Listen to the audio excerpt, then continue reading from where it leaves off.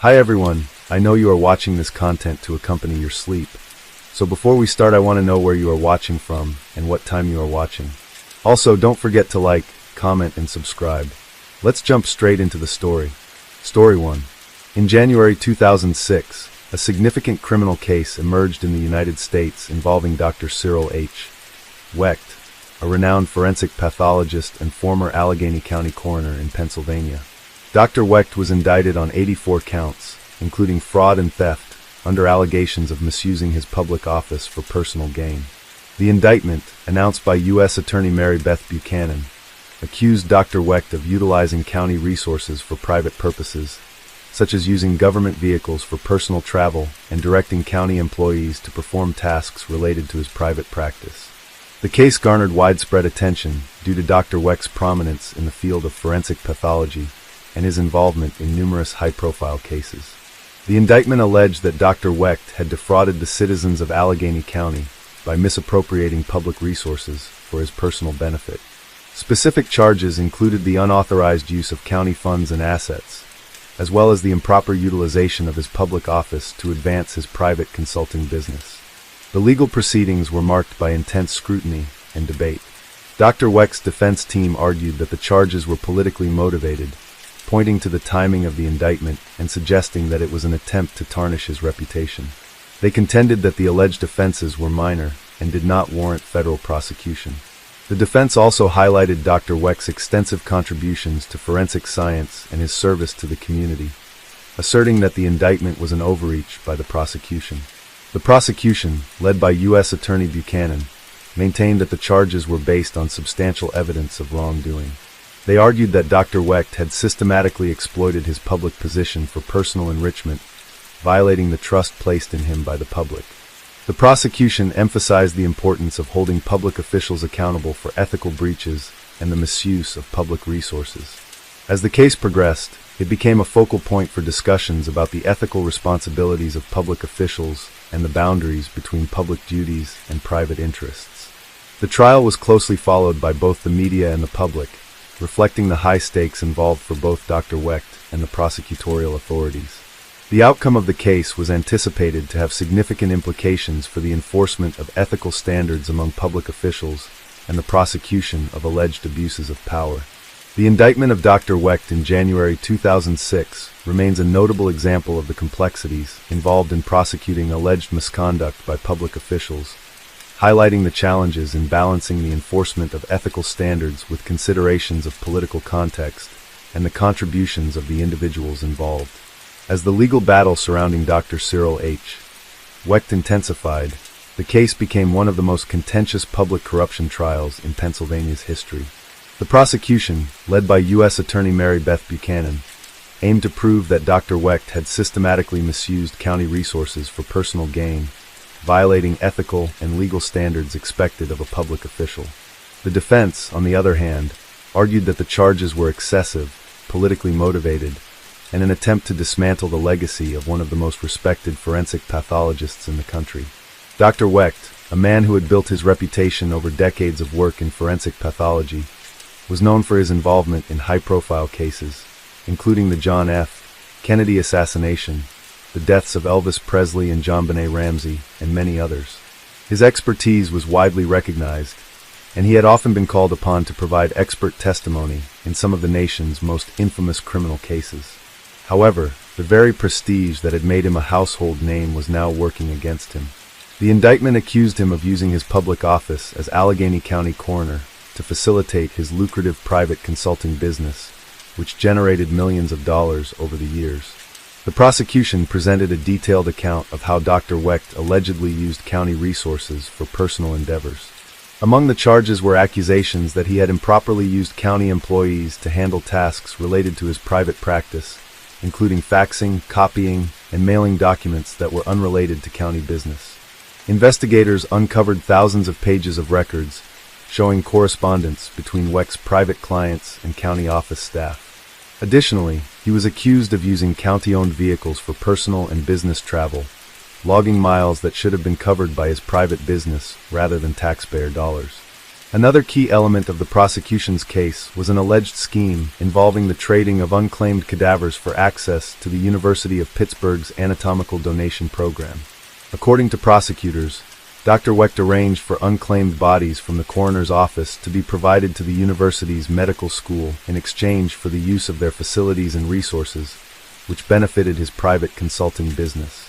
This charge was particularly damaging, as it suggested an unethical and potentially illegal exchange of human remains for financial and professional gain. The defense fought back aggressively, arguing that the allegations were exaggerated and that such practices were common among forensic professionals who balanced public service with private consulting work. Dr. Wecht's attorneys pointed out that his consulting business had been widely known for years and that no previous administration had found any wrongdoing in his operations. They also emphasized that many of the so-called misused resources, such as faxing and office assistance, were minor infractions that did not warrant federal prosecution. Moreover, they contended that the case was politically driven.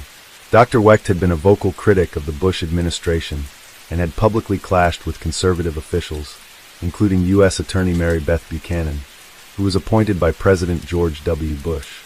His supporters argued that the prosecution was a form of retaliation, meant to discredit a prominent figure who had often challenged government narratives, particularly in forensic investigations. Public opinion on the case was sharply divided. Some viewed Dr. Wecht as a corrupt public official who had abused his office for personal gain, while others saw him as a victim of political persecution. The case drew widespread media attention, with legal analysts debating whether the charges justified the level of prosecutorial effort being put into the trial. Some critics pointed out that while Dr. Wecht may have engaged in ethically questionable practices, the federal government's aggressive approach seemed disproportionate for what were, at their core, administrative violations rather than major criminal acts. As the trial proceeded, testimonies from former county employees played a crucial role.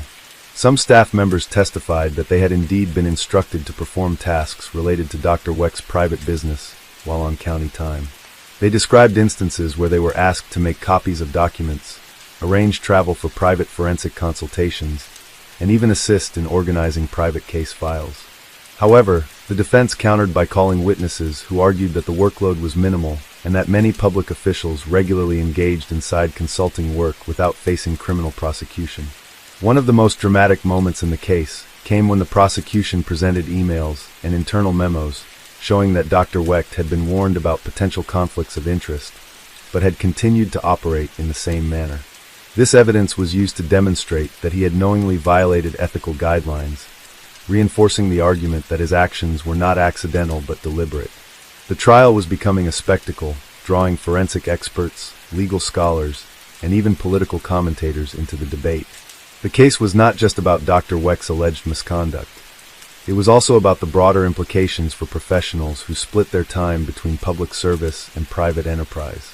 If convicted, Dr. Wecht faced significant prison time, and the verdict would set a precedent for how similar cases were handled in the future.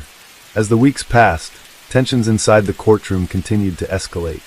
The prosecution remained steadfast in its argument that no one, regardless of their stature, should be above the law.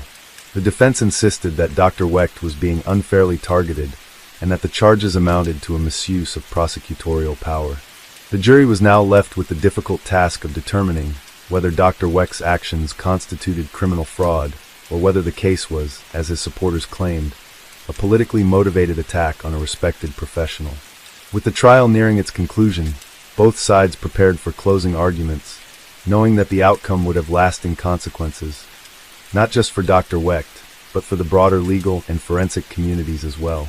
As the trial reached its final stages, the atmosphere in the courtroom was tense. Both the prosecution and the defense had spent weeks presenting their cases, calling witnesses, and dissecting evidence. The prosecution argued that Dr. Cyril Wecht had knowingly and systematically abused his public office, using taxpayer-funded resources to enrich himself. The defense countered that the charges were politically motivated, inflated, and an attempt to destroy the career of a distinguished forensic pathologist. Now it was up to the jury to weigh the arguments and reach a verdict. Before the case was handed over to the jury, the prosecution delivered a forceful closing argument. The lead prosecutor reiterated the key points of their case, emphasizing the misuse of county employees and resources, the personal travel expenses charged to taxpayers, and the controversial cadaver exchange deal. The prosecutor pointed out that Dr. Wecht had been warned multiple times about potential conflicts of interest, but had continued his actions. This is not a case of oversight or misunderstanding, the prosecutor told the jury. This is a case of a man who thought he was above the law. He used public funds, public employees, and even human bodies to further his own financial gain. The defense's closing argument took a very different tone. They urged the jury to see the case for what they believed it truly was, a politically motivated attack. They reminded the jury of Dr. Wecht's lifetime of service, his contributions to forensic science, and his role in solving some of the most high-profile criminal cases in the country. They painted a picture of a man who had been targeted not because of criminal wrongdoing, but because of who he was and the enemies he had made over the years. This case is about more than just Dr. Wecht, his defense attorney argued. It is about the power of prosecutors to destroy lives. If we criminalize minor administrative missteps, if we allow politics to dictate who is prosecuted, then any public servant, anyone who has ever sent a fax or made a phone call on office time, could be next. After days of closing arguments and final instructions from the judge, the jury was sent to deliberate. Legal analysts speculated that the case could go in either direction. Some believed that the prosecution had presented a compelling argument with strong evidence of financial mismanagement. Others believed that the defense had successfully cast doubt on the motivations behind the case, making it difficult to secure a conviction beyond a reasonable doubt. The jury deliberated for several days, requesting to review documents, testimony, and specific pieces of evidence. The length of the deliberation suggested that the jurors were struggling with the complexity of the case. While some charges, like the misuse of county employees, seemed straightforward, others, such as the alleged trading of cadavers, were more contentious. Then, in a surprising twist, the jury announced that they were deadlocked. Despite extensive deliberation, they could not reach a unanimous verdict. The judge had no choice but to declare a mistrial. The courtroom erupted with reactions. Some gasped, others muttered, and both sides showed visible signs of frustration. The prosecution had been hoping for a conviction, while the defense had been hoping for a full acquittal. Instead, the case ended in a legal limbo.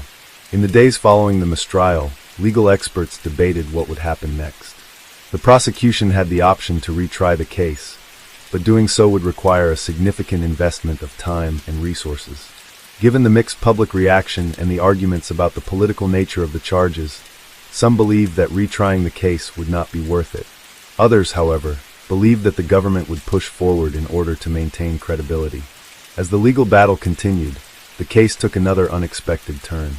In 2008, the new administration under President Barack Obama made changes to the U.S. Attorney's Office. Mary Beth Buchanan, the prosecutor who had spearheaded the case against Wecht, was no longer in charge. Without her leadership, the Justice Department ultimately decided not to pursue a retrial. The case was officially dismissed, and Dr. Wecht was free from prosecution. Dr. Wecht emerged from the legal battle with his career and reputation battered, but not destroyed. He remained vocal about what he saw as a wrongful prosecution and continued to work in forensic pathology. He returned to giving lectures, writing books, and providing expert testimony in criminal cases. While some still believed he had crossed ethical lines, others saw him as a victim of an overzealous prosecution. The case of Dr. Cyril Wecht became a landmark example of the blurred lines between legal misconduct, political motivations, and the ethical challenges faced by professionals in public service. It raised critical questions about prosecutorial power, the role of politics in the justice system, and the extent to which minor administrative violations should be criminalized. In the years that followed, legal scholars continued to discuss the implications of the case. Some believed it served as a cautionary tale about the importance of maintaining ethical boundaries in public office. Others saw it as a troubling example of how political forces can shape the justice system, leading to cases that may not have been pursued under different circumstances. Regardless of one's perspective, the case left a lasting impact on both the legal and forensic communities. It was a story of ambition, controversy, and the fine line between ethical missteps and criminal prosecution. And though Dr. Wecht was never convicted, the battle he fought in the courtroom served as a reminder that even the most respected professionals are not immune to the powerful forces of law, politics, and public scrutiny. Story 2. In January 2006, a significant criminal case unfolded in the United States involving former managers of the Bank of China. A federal grand jury in Las Vegas indicted Su Chaofan and Su Guojun, along with their wives, on charges of racketeering, money laundering, and fraud. The indictment alleged that the two bank managers orchestrated a scheme to embezzle over $485 million from the Bank of China and subsequently laundered the stolen funds through various channels, including Las Vegas casinos. The case attracted considerable attention due to the substantial amount of money involved and the international implications of the crime. According to the indictment, the defendants transferred the embezzled funds through a complex network of accounts across multiple countries, aiming to obscure the origins of the money and integrate it into the legitimate financial system. The use of Las Vegas casinos was a notable aspect of the laundering process, as the defendants allegedly purchased gambling chips, conducted minimal gambling, and then cashed out the chips to obtain clean funds. The indictment was the result of a collaborative investigation involving U.S. law enforcement agencies and international partners. The charges highlighted the challenges of combating sophisticated financial crimes that cross international borders and involve complex laundering techniques. The case underscored the importance of international cooperation in addressing such crimes and the need for robust mechanisms to track and recover illicit funds. This case was part of a broader effort by the U.S. Department of Justice to address significant financial crimes and hold accountable those who exploit the financial system for personal gain.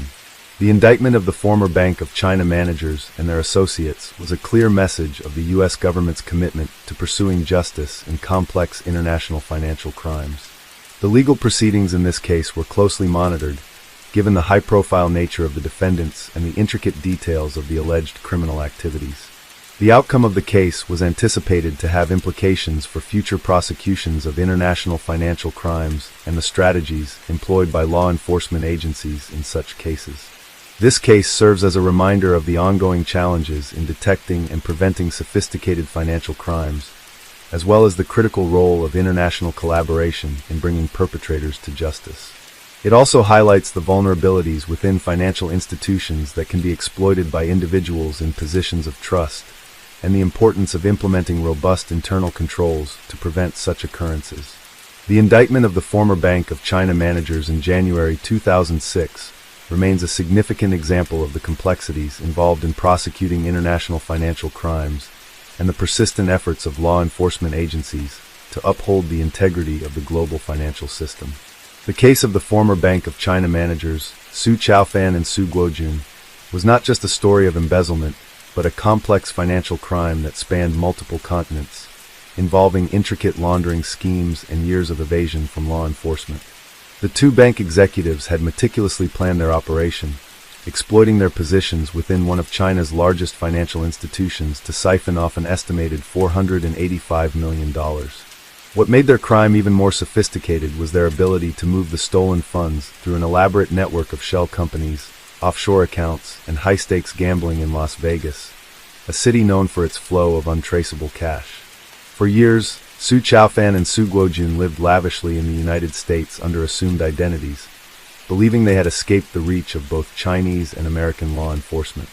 Their wives, Kwang Wanfong and Yuingyi, played an instrumental role in facilitating the financial transactions, transferring vast sums across multiple jurisdictions. Authorities later discovered that portions of the stolen money had been funneled through Canadian and Caribbean banks before ultimately reaching the casinos in Las Vegas, where it was cleverly laundered through high-limit baccarat games. The scheme relied on purchasing large amounts of casino chips, playing minimally, and then cashing out in smaller, more manageable sums. The casinos, unaware of the true source of the money, issued checks that disguised the origin of the funds, making it easier for the criminals to integrate the illicit gains into the legitimate financial system.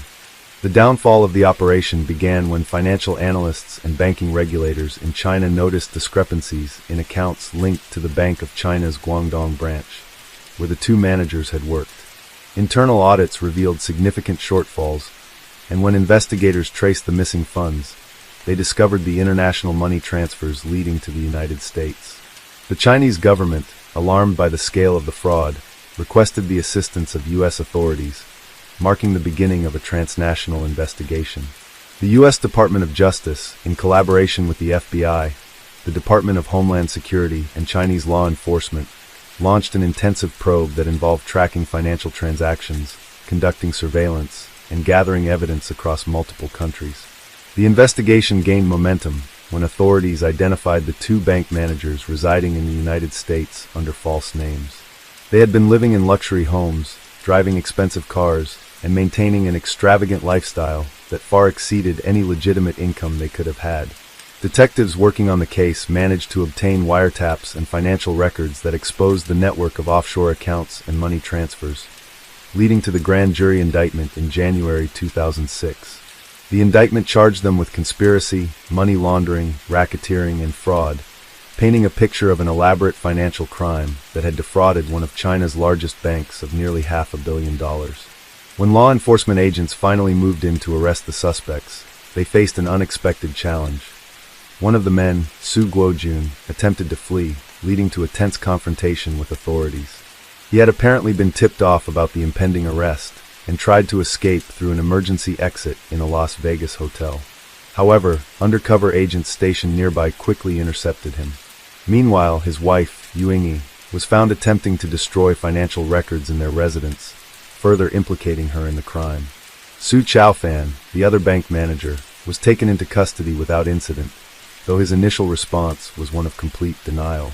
He insisted that the money had been obtained legally and that the charges were fabricated. However, investigators had compiled overwhelming evidence against him, including bank statements, recorded conversations, and testimony from financial experts who had analyzed the intricate web of transactions. The indictment also revealed that the stolen money had been used not only for personal luxury, but also to bribe officials and associates who had helped them evade capture for years. Some of the funds had been transferred to Hong Kong-based companies that had no legitimate business operations, while others had been moved through dummy corporations set up solely to launder the money. Authorities even uncovered safe deposit boxes containing large sums of cash, further illustrating the extent to which the suspects had gone to conceal their wealth. As the case progressed, prosecutors faced the challenge of not only proving the financial crimes, but also navigating the legal complexities of international cooperation. The Chinese government was heavily invested in seeing justice served, as the case had become a matter of national embarrassment. However, because the suspects were arrested in the United States, their prosecution had to adhere to American legal standards. Defense attorneys attempted to argue that the case was politically motivated and that their clients were being targeted unfairly due to tensions between the two countries. Despite these challenges, federal prosecutors remained confident in their case. The evidence was overwhelming, and the scale of the crime made it one of the most significant financial fraud cases in U.S. history at the time. The upcoming trial promised to be a landmark legal battle, with implications for how international financial crimes would be prosecuted in the future. As the trial date approached, federal prosecutors prepared to present a case built on years of investigative work, extensive financial records, and key witness testimonies. The courtroom was set to become a battleground where the prosecution and defense would argue over not just the guilt of the accused, but also the broader implications of international financial crimes and jurisdictional boundaries. The legal proceedings began with the prosecution laying out the elaborate scheme that Su Chaofan and Su Guojun had orchestrated. They demonstrated how the former bank managers had systematically abused their authority to siphon funds from the Bank of China, transferring them across international borders through a web of shell companies and fraudulent transactions. Prosecutors displayed charts, wire transfer records, and casino logs, highlighting how the stolen money was funneled through gambling operations in Las Vegas, where it was laundered and reintroduced into the financial system. One of the most damning pieces of evidence came in the form of surveillance footage from the casinos. The footage showed Su Chaofan and Su Guojun exchanging massive amounts of cash for gambling chips, sitting at baccarat tables for mere minutes, and then cashing out their chips as winnings. This method, known as minimal play, was a common tactic used in money laundering schemes, allowing criminals to legitimize large sums of illicit money under the guise of gambling earnings. Testimonies from financial experts helped to unravel the complex layers of transactions that had concealed the stolen funds. Bank auditors detailed the irregularities that initially triggered the investigation, while forensic accountants explained how the funds had been routed through offshore accounts in Canada, Hong Kong, and the Caribbean before making their way to U.S. financial institutions. The prosecution also called on law enforcement officers who had worked on the case, describing the extensive efforts to track down the suspects and piece together the financial puzzle. In an attempt to counter the overwhelming evidence, the defense sought to portray their clients as victims of political persecution. They argued that the case was driven by tensions between the U.S. and Chinese governments, and that their clients had been unfairly targeted due to their past employment at the Bank of China. They also challenged the prosecution's reliance on financial documents, claiming that some of the records could have been manipulated by Chinese authorities. However, their arguments struggled to gain traction. The sheer volume of evidence, bank records, emails, recorded conversations, and testimony from financial analysts, painted an indisputable picture of a deliberate, long-running scheme to defraud the Bank of China and launder the stolen funds through international channels. Further complicating the defense's case was the testimony of an unexpected witness, one of their former accomplices. A lower-level participant in the money laundering operation had agreed to cooperate with authorities in exchange for a reduced sentence. This witness provided critical details about how the scheme was executed, including instructions given by Su Chaofan and Su Guojun on transferring funds, setting up dummy corporations, and avoiding detection. Their testimony reinforced the prosecution's claims that this was not a case of political targeting, but a carefully planned financial crime. As the trial neared its conclusion, prosecutors delivered a compelling closing argument. They emphasized the sheer scale of the fraud, the sophisticated methods used to launder the money, and the arrogance of the accused, who had lived extravagantly in the U.S. while believing they were beyond the reach of justice. They argued that a guilty verdict would not only hold the individuals accountable, but also send a strong message about the consequences of financial crimes that cross international borders. The jury deliberated for several days, carefully reviewing the vast amount of evidence presented. When they returned with their verdict, the courtroom was filled with tense anticipation. The verdict was read aloud, guilty on multiple counts, including conspiracy, fraud, money laundering, and racketeering.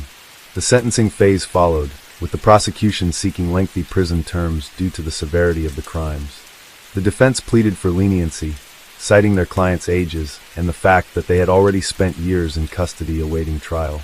However, the judge, emphasizing the vast amounts stolen and the sophisticated nature of the crime, handed down substantial sentences. Su Chaofan and Su Guojun were each sentenced to over 20 years in federal prison, while their wives received lesser, but still significant sentences for their roles in facilitating the scheme. The conviction marked the end of a case that had spanned years and multiple countries. It was a significant victory for both U.S. and Chinese authorities, demonstrating that even the most intricate financial crimes could be uncovered and prosecuted, no matter where the perpetrators tried to hide. The case also set a precedent for international cooperation in financial crime investigations, reinforcing the importance of collaboration between governments and law enforcement agencies to track down criminals who exploit the global financial system. In the aftermath of the trial, financial institutions in both China and the U.S. implemented stronger measures to detect and prevent similar frauds. Regulatory agencies tightened oversight on cross-border transactions, and casinos in Las Vegas adopted stricter anti-money laundering protocols. The case served as a stark reminder of how financial systems can be manipulated for illicit gain and the vigilance required to prevent such abuses. Despite their convictions, the story of Su Chaofan and Su Guojun remained a cautionary tale of greed, deception, and the limits of impunity. For years, they had lived as though they were untouchable, but in the end, justice had caught up with them.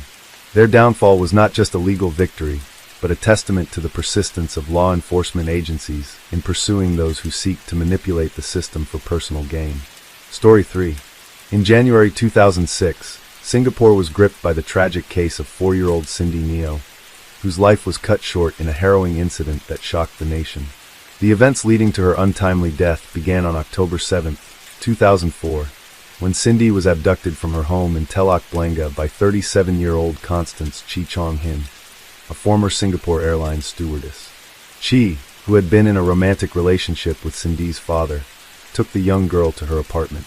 In a tragic turn of events, Cindy was thrown from a high-rise flat, sustaining severe head injuries that led to her death 5 days later.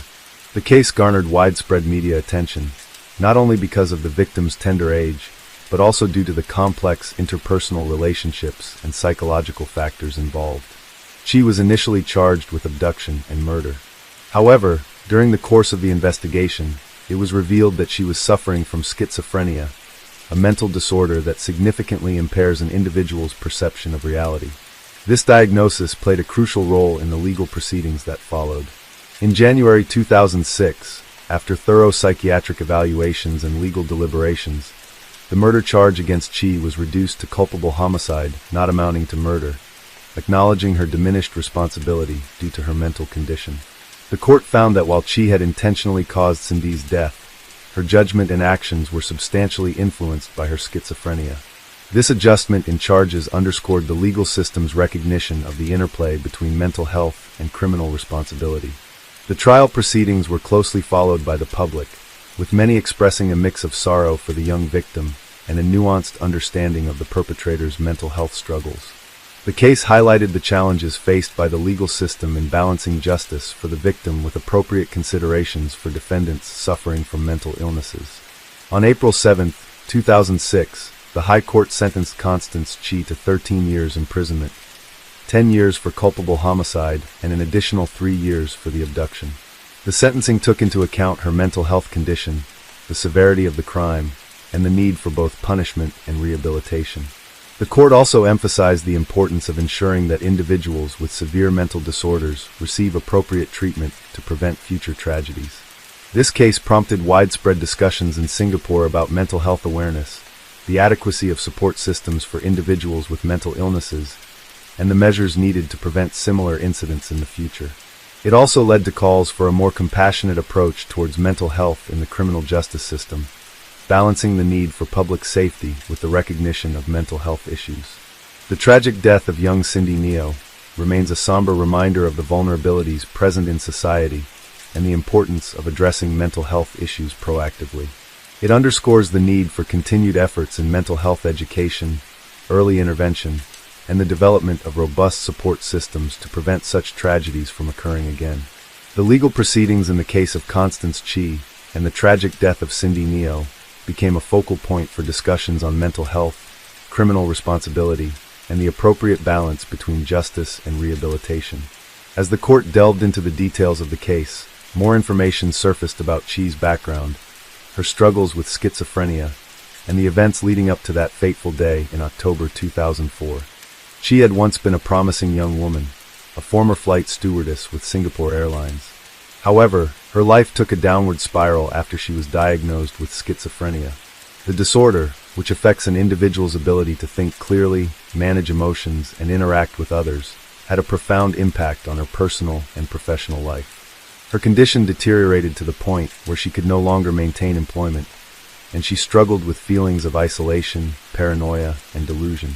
Her relationship with Cindy's father, Neo Ing Tong, became strained as a result of her mental illness. While their relationship initially seemed promising, Neo eventually distanced himself from Chi. By the time of the incident, he had moved on and was focused on raising his daughter. However, Chi, struggling with emotional instability, was unable to accept the end of the relationship. She became fixated on Neo and his daughter, which culminated in the tragic events of October 7, 2004. On that day, Chi went to Cindy's home in Telok Blangah with the intention of seeing Neo. However, when she arrived, he was not there. In a sudden and unprovoked act, she took Cindy and left, bringing the child back to her own apartment in Boon Tiong Road. This act of abduction would later become one of the key charges against her. What happened next remains a point of both horror and debate. According to the prosecution, Chi intentionally threw Cindy from the high-rise apartment window, leading to her fatal injuries. The defense, however, painted a different picture. They argued that Chi, in a delusional and mentally unstable state, had not intended to kill the child, but had acted impulsively in a moment of psychological distress. This argument became the foundation of the case for reducing the charge from murder to culpable homicide, not amounting to murder. Cindy's injuries were catastrophic. She suffered severe head trauma and multiple fractures upon hitting the ground. Despite being rushed to the hospital, she succumbed to her injuries 5 days later. The loss of the young girl devastated her family and sparked national outrage. Many questioned how such a tragedy could have occurred and whether there were warning signs that had been missed. As the case went to trial, psychiatric experts were called to testify regarding Chi's mental state. Doctors confirmed that she had been suffering from schizophrenia and that her actions were influenced by her condition. The prosecution did not dispute her mental illness, but argued that it did not absolve her of responsibility for her actions. Instead, they contended that while her judgment was impaired, she was still aware of her actions at the time of the crime. The defense countered by emphasizing Chi's deteriorating mental health in the years leading up to the crime. They pointed out that she had struggled with delusions, paranoia, and emotional instability, which had played a significant role in her actions. They argued that her actions were not premeditated murder, but rather the tragic result of an untreated mental illness spiraling out of control. The court was left with the difficult task of deciding the appropriate sentence for Chi. Singapore has a strict legal system, and violent crimes, especially those involving children, are taken very seriously. However, the recognition of mental illness as a mitigating factor also played a crucial role in shaping the final judgment. As the trial progressed, the public reaction was deeply divided. Some believed that Chi deserved the harshest punishment possible, as she had taken the life of an innocent child. Others, however, saw her as a victim of her own mental illness, arguing that she needed treatment rather than a lengthy prison sentence. The case ignited discussions about the intersection of mental health and criminal law, with many questioning whether Singapore's legal system had adequate safeguards for individuals with severe psychiatric disorders. In the end, the court ruled that while Chi's mental illness had influenced her actions, she was still responsible for them to some degree. The charge was downgraded from murder to culpable homicide, not amounting to murder, reflecting her diminished responsibility. Additionally, she was found guilty of abduction, further adding to her sentence. On April 7, 2006, Constance Chi was sentenced to a total of 13 years in prison, 10 years for culpable homicide and 3 years for the abduction of Cindy. The sentence was met with mixed reactions. Some felt that it was too lenient given the severity of the crime, while others believed that the court had taken a fair approach by acknowledging her mental illness while still holding her accountable for her actions. The case had lasting implications for Singapore's legal system, particularly in the way courts handle cases involving defendants with mental illnesses. It also prompted discussions about the need for better mental health awareness and early intervention, as many wondered whether the tragedy could have been prevented if Chi had received proper psychiatric care before her condition worsened. Even after the trial concluded, the memory of Cindy's tragic death lingered in the minds of many. It was a sobering reminder of the importance of mental health care, the potential dangers of untreated psychiatric conditions, and the delicate balance between justice and compassion in the legal system. The case left an indelible mark on Singaporean society, sparking debates that would continue for years to come. In the aftermath of Constance Chi's sentencing, the legal and psychological implications of the case continued to be a subject of national discussion. While the court had reached a conclusion, the tragedy left behind many unanswered questions. How had Chi's mental illness progressed to such a dangerous point without intervention? Could her condition have been treated earlier to prevent this devastating outcome? And most importantly, how could Singapore ensure that similar cases would never happen again? The public reaction remained polarized. Some Singaporeans believed that the sentence was too light given the severity of the crime. The loss of a 4-year-old girl was an unthinkable tragedy, and many felt that justice had not been fully served. Parents in particular struggled to come to terms with the idea that a person could abduct and kill a child and not face the full weight of Singapore's strict legal system. To them, Chi's mental illness did not excuse her actions. Instead, they saw her as a dangerous individual who had taken the life of an innocent girl and should have received the harshest possible punishment. On the other hand, mental health advocates and legal experts argued that the case demonstrated why it was necessary to consider psychiatric conditions in criminal proceedings. Schizophrenia is a complex and severe mental disorder that can impair judgment, distort reality, and lead to unpredictable behavior. Chi's actions, while undeniably tragic, were seen by some as the result of a failing system, one that had not provided her with the treatment and support she needed. These advocates pushed for greater awareness of mental illness, arguing that the criminal justice system needed to take a more rehabilitative approach for offenders suffering from severe psychiatric conditions. Despite these debates, one fact remained unchanged. Cindy Neo was gone, and her family was left to grapple with an unimaginable loss. Her father, Neoang Tong, was devastated. He had lost not only his daughter, but also any semblance of normalcy in his life. His grief was compounded by guilt. He had once been involved with Constance Chi, and now, that past relationship had led to the death of his child. For years after the incident, he struggled to move on, haunted by the memories of Cindy and the knowledge that she had died in such a violent and senseless manner. Chi's sentencing also brought attention to the way Singapore handled individuals with severe mental illnesses who had committed crimes. While she was imprisoned rather than placed in a psychiatric institution, questions arose about how the prison system would manage her condition. Would she receive adequate psychiatric care while serving her sentence? Would she pose a risk to herself or others while in prison? These concerns sparked further discussions about whether Singapore needed to establish more specialized facilities for mentally ill offenders, where treatment could be prioritized alongside rehabilitation and incarceration. In the years that followed, the case of Constance Chi was often cited in legal and academic circles as an example of the complexities of criminal responsibility and mental illness. It became a case study in law schools, with students debating whether justice had truly been served. Professors used it to highlight the challenges in balancing punishment and rehabilitation, especially when dealing with offenders who were not fully in control of their actions due to mental disorders. Singapore's legal community also took note. While the country had long upheld strict laws and harsh penalties for violent crimes, this case reinforced the need for greater consideration of psychiatric evaluations in legal proceedings. Judges and prosecutors became more aware of the nuances involved in cases where mental illness played a role, and defense lawyers began advocating more strongly for their clients to undergo psychiatric assessments when necessary.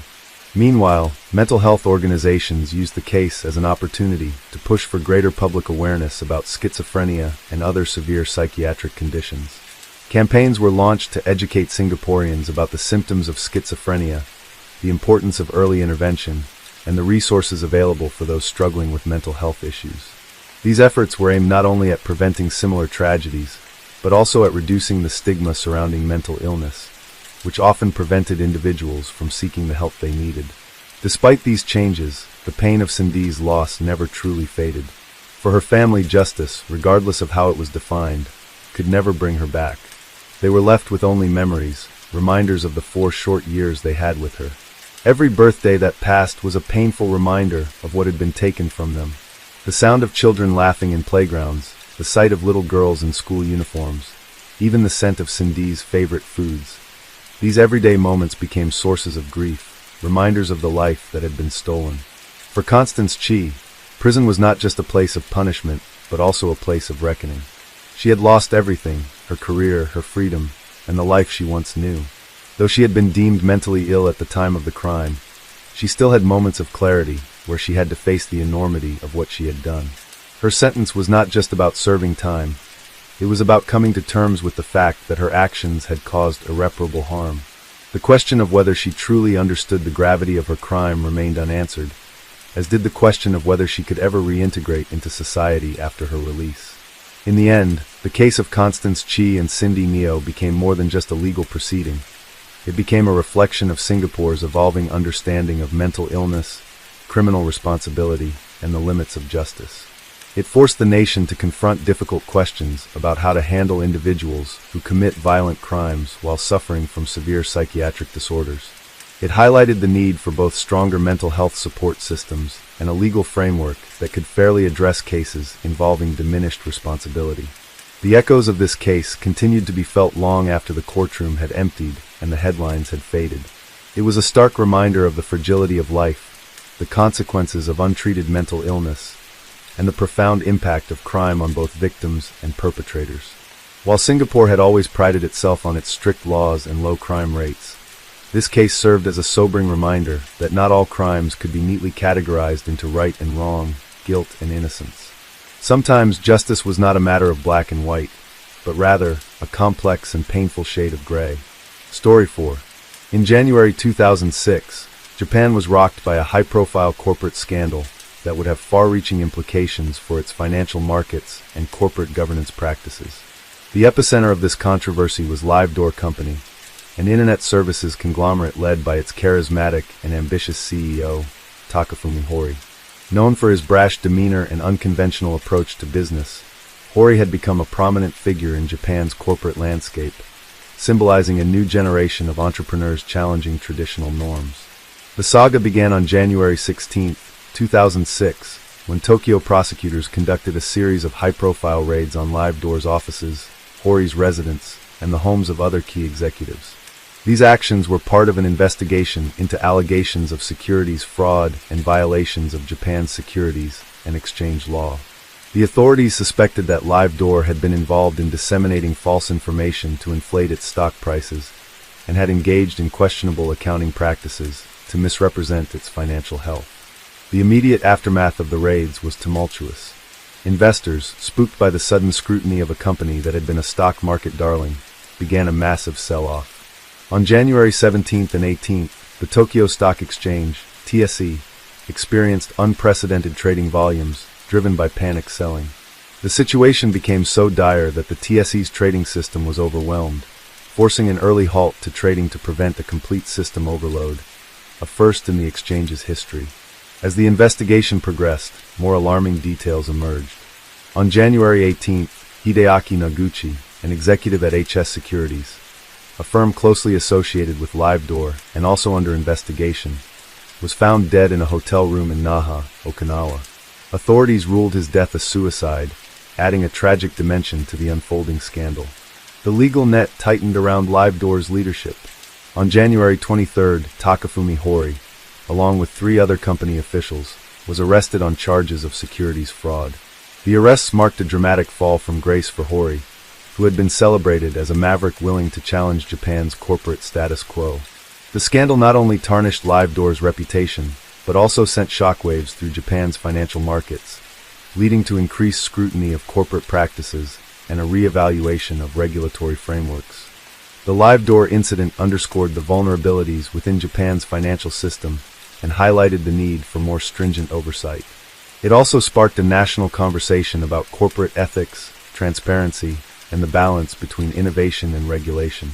The repercussions of the scandal were felt for years, influencing policy reforms and reshaping the landscape of Japanese corporate governance.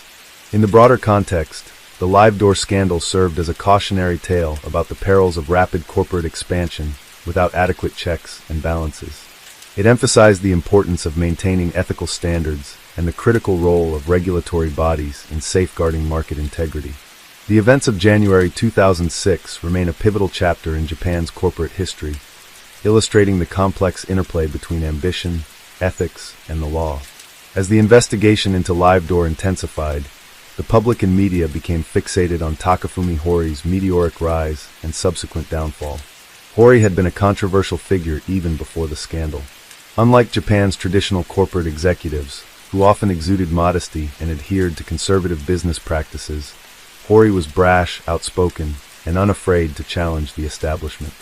He flaunted his wealth, wore casual clothing instead of business suits, and frequently clashed with Japan's old-guard business leaders. He represented a new wave of entrepreneurs who sought to break away from Japan's rigid corporate culture, and for a while, many admired him for it. But with the allegations against him mounting, the perception of Hori shifted rapidly. What had once been seen as ambition was now interpreted as reckless greed. What had once been considered innovation was now scrutinized as deception. The media painted him as a symbol of corporate excess and dishonesty, a man who had manipulated the stock market for personal gain. The raids, the market chaos, and the suicide of Hideaki Noguchi only added to the perception that something deeply corrupt had been taking place behind the scenes at LiveDoor. The charges against Hori and his associates centered on securities fraud and accounting irregularities. Prosecutors accused LiveDoor of artificially inflating its earnings by using a network of subsidiaries to create the illusion of higher revenue. Essentially, LiveDoor had allegedly been engaging in window dressing, a practice where companies manipulate their financial statements to make their performance appear better than it actually was. The company had also been accused of issuing misleading press releases to investors, falsely claiming to have acquired businesses when, in reality, no such acquisitions had taken place. The fallout from the scandal was immediate and far-reaching. The Tokyo Stock Exchange, TSE, still recovering from the effects of the Asian financial crisis years earlier, was thrown into turmoil. The panic selling of LiveDoor shares quickly spread to other stocks, triggering a market-wide downturn. Investors, both institutional and retail, saw their holdings plummet in value. Many smaller investors, who had placed their faith in Hori's vision of a new corporate Japan, suffered significant financial losses. Regulators, too, faced mounting criticism. How had a company as large and influential as LiveDoor been allowed to operate this way for so long? Why had authorities not acted sooner? The Financial Services Agency, FSA, and the Tokyo Stock Exchange scrambled to reassure investors that Japan's markets were still trustworthy. New regulations were introduced in the wake of the scandal, aimed at improving transparency and preventing similar incidents in the future. Meanwhile, in court, Hori maintained his innocence. He denied the charges against him, claiming that he had done nothing illegal and that he was being targeted by the Japanese establishment because of his unorthodox approach to business.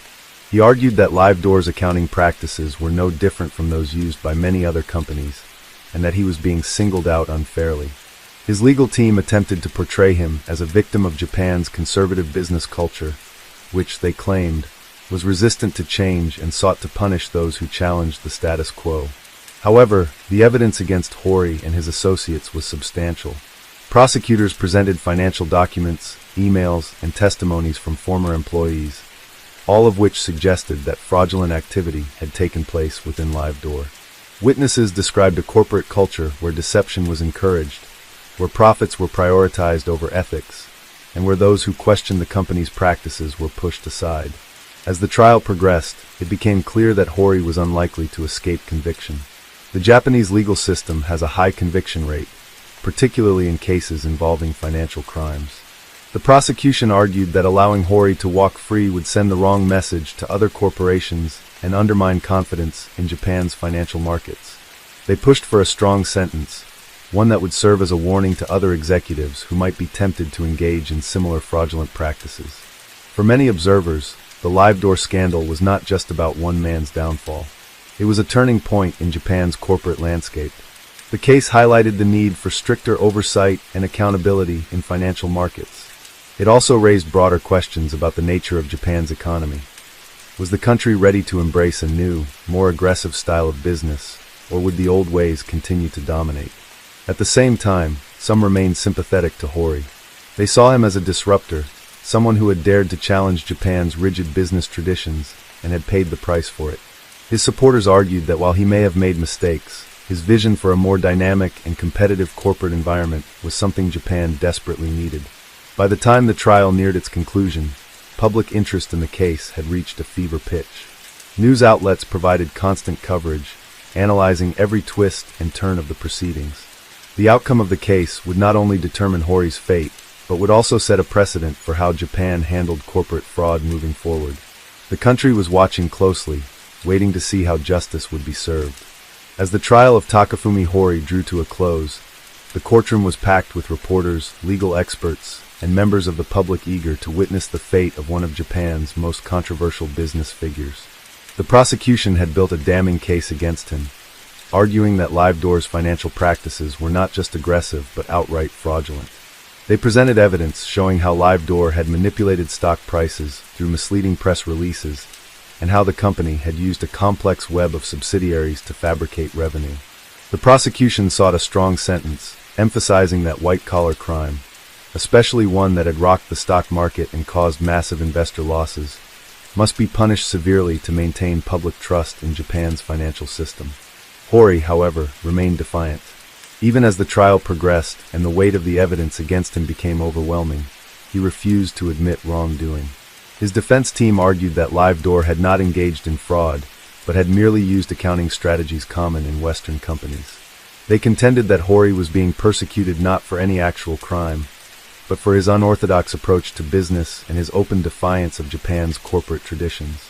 They claimed that Japan's financial elite had been waiting for an opportunity to bring him down, and the LiveDoor scandal had provided the perfect excuse.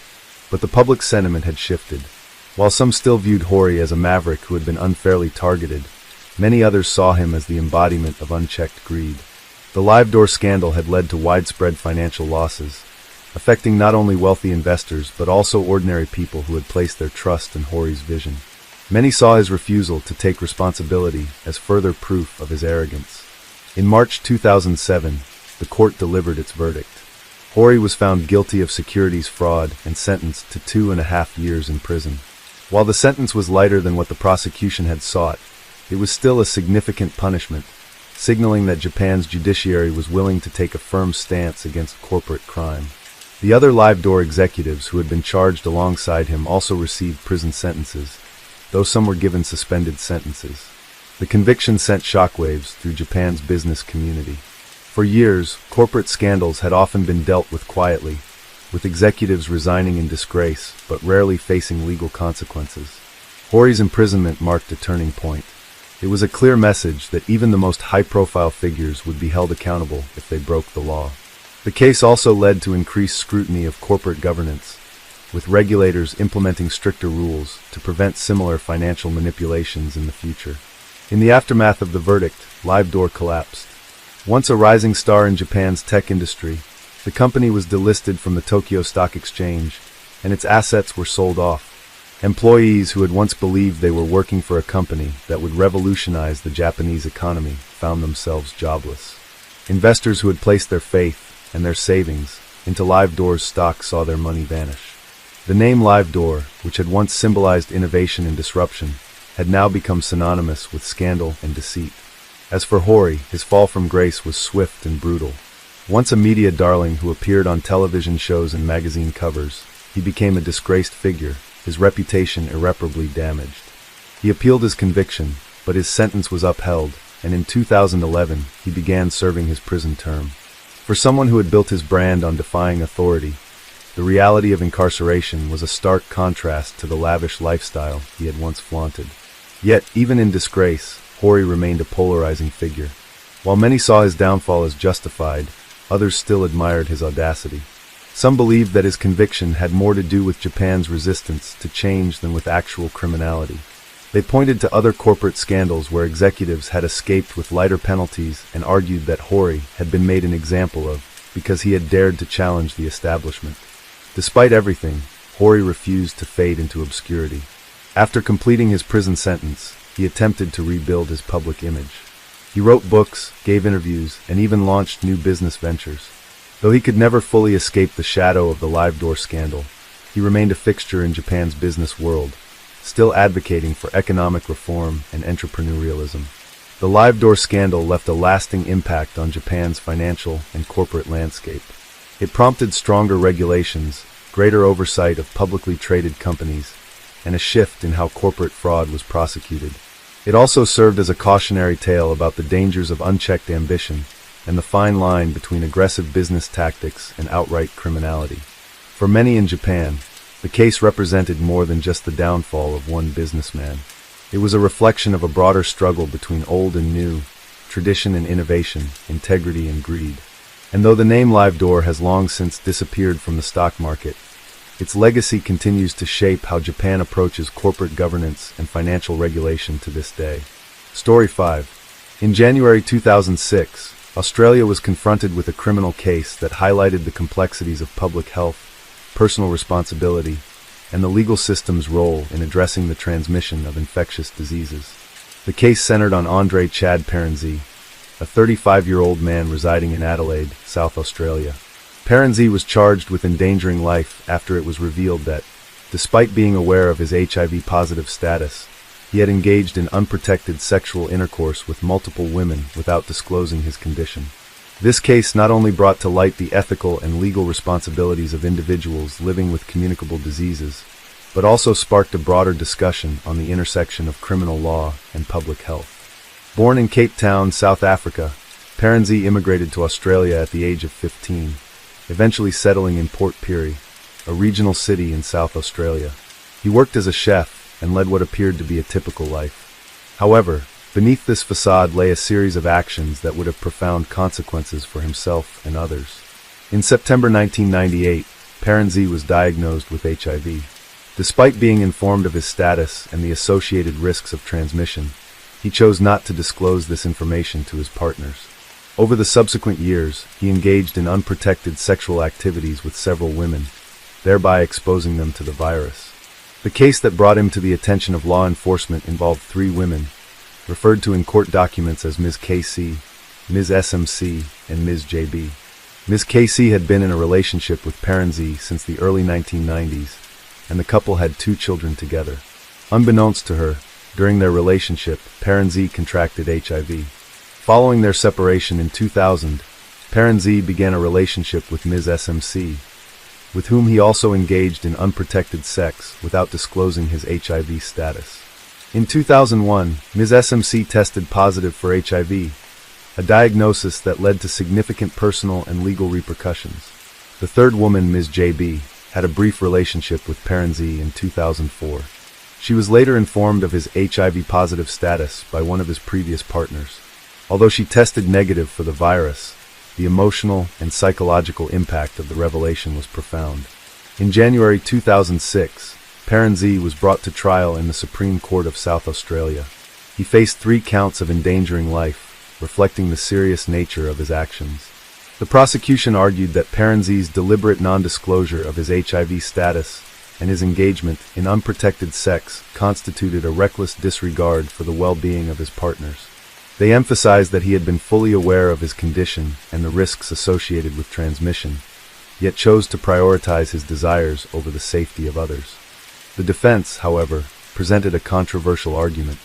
They challenged the very foundation of the charges by questioning the scientific consensus on HIV and AIDS. To support their claims, they called upon witnesses associated with the Perth Group, a faction known for its AIDS denialist views. These witnesses contended that there was no definitive proof that HIV existed, that it caused AIDS, or that it could be transmitted through sexual contact. This line of defense was met with significant skepticism, given the overwhelming global scientific consensus affirming the existence of HIV and its role in causing AIDS. The trial garnered substantial media attention, not only because of the nature of the offenses, but also due to the contentious arguments presented by the defense. Public health experts expressed concern that such claims could undermine decades of work in HIV/AIDS education and prevention. They feared that promoting misinformation could lead to increased stigma and potentially hinder individuals from seeking testing or treatment. As the trial progressed, the court heard testimonies from medical professionals who refuted the defense's claims. They provided evidence of the existence of HIV, its transmission pathways, and its role in the development of AIDS. The prosecution also presented personal accounts from the affected women, highlighting the profound impact of Parenzi's actions on their lives. In January 2006, the court found Parenzi guilty on all counts. The verdict was seen as a reaffirmation of the importance of personal responsibility and the duty to prevent harm to others, especially in matters concerning public health. The case underscored the legal obligations of individuals living with communicable diseases to disclose their status to potential partners and to take necessary precautions to prevent transmission. The Parenzi case had lasting implications for both the legal and public health communities in Australia. It highlighted the need for continued education on HIV/AIDS, the importance of destigmatizing the disease to encourage testing and treatment, and the role of the legal system in addressing cases where individuals knowingly place others at risk. The case also served as a reminder of the dangers of misinformation and the critical importance of relying on established scientific evidence in both legal proceedings and public discourse. In the years following the trial, efforts to raise awareness about HIV/AIDS intensified. Public health campaigns emphasized the importance of regular testing, safe sexual practices, and open communication between partners. The legal community also took note, recognizing the challenges in balancing individual rights with public safety. The Parenzi case became a reference point in discussions about the criminalization of disease transmission and the ethical considerations involved. Ultimately, the case served as a poignant reminder of the interconnectedness of personal actions and public health. It underscored the responsibility each individual holds in safeguarding not only their own well-being, but also that of the broader community. The lessons learned from this case continue to inform policies, education, and legal frameworks aimed at preventing similar incidents in the future. The courtroom was tense as the prosecution meticulously laid out its case against Andre Chad Parenzi. They had built their argument on an undeniable foundation of medical evidence, witness testimonies, and the defendant's own reckless behavior over the years. The evidence painted a picture of a man who had knowingly engaged in dangerous and deceptive conduct, putting the lives of his sexual partners at risk without any consideration for their well-being. The key to the case was proving intent. Did Parenzi knowingly and willingly endanger these women, or was it a matter of ignorance and misunderstanding? The prosecution called upon several medical professionals who had treated Perenzi over the years. One of the doctors who had initially diagnosed him with HIV in 1998 took the stand. He detailed the counseling sessions Perenzi had undergone after receiving his diagnosis, explaining that Perenzi had been explicitly told about the nature of HIV, how it is transmitted, and the precautions he needed to take to prevent infecting others. The doctor emphasized that there was no ambiguity. Perenzi had been made fully aware of the consequences of engaging in unprotected sex.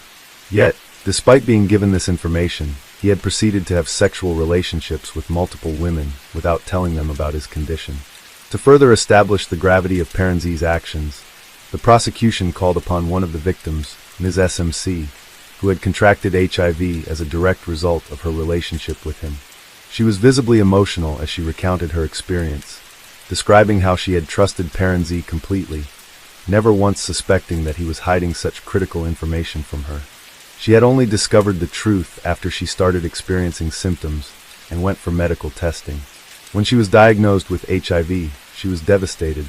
She struggled to come to terms with the fact that the man she had loved had knowingly put her life at risk. Her testimony was one of the most powerful moments of the trial. The jury listened intently as she described the betrayal, the anger, and the deep sadness that had consumed her life since learning of her diagnosis. She spoke about the fear she now lived with, knowing that her health was permanently compromised. She detailed the impact on her mental and emotional well-being, the stigma she faced, and the countless medical appointments, medications, and treatments she now had to endure, all because of Perenzi's recklessness. The second victim, Ms. JB, also took the stand.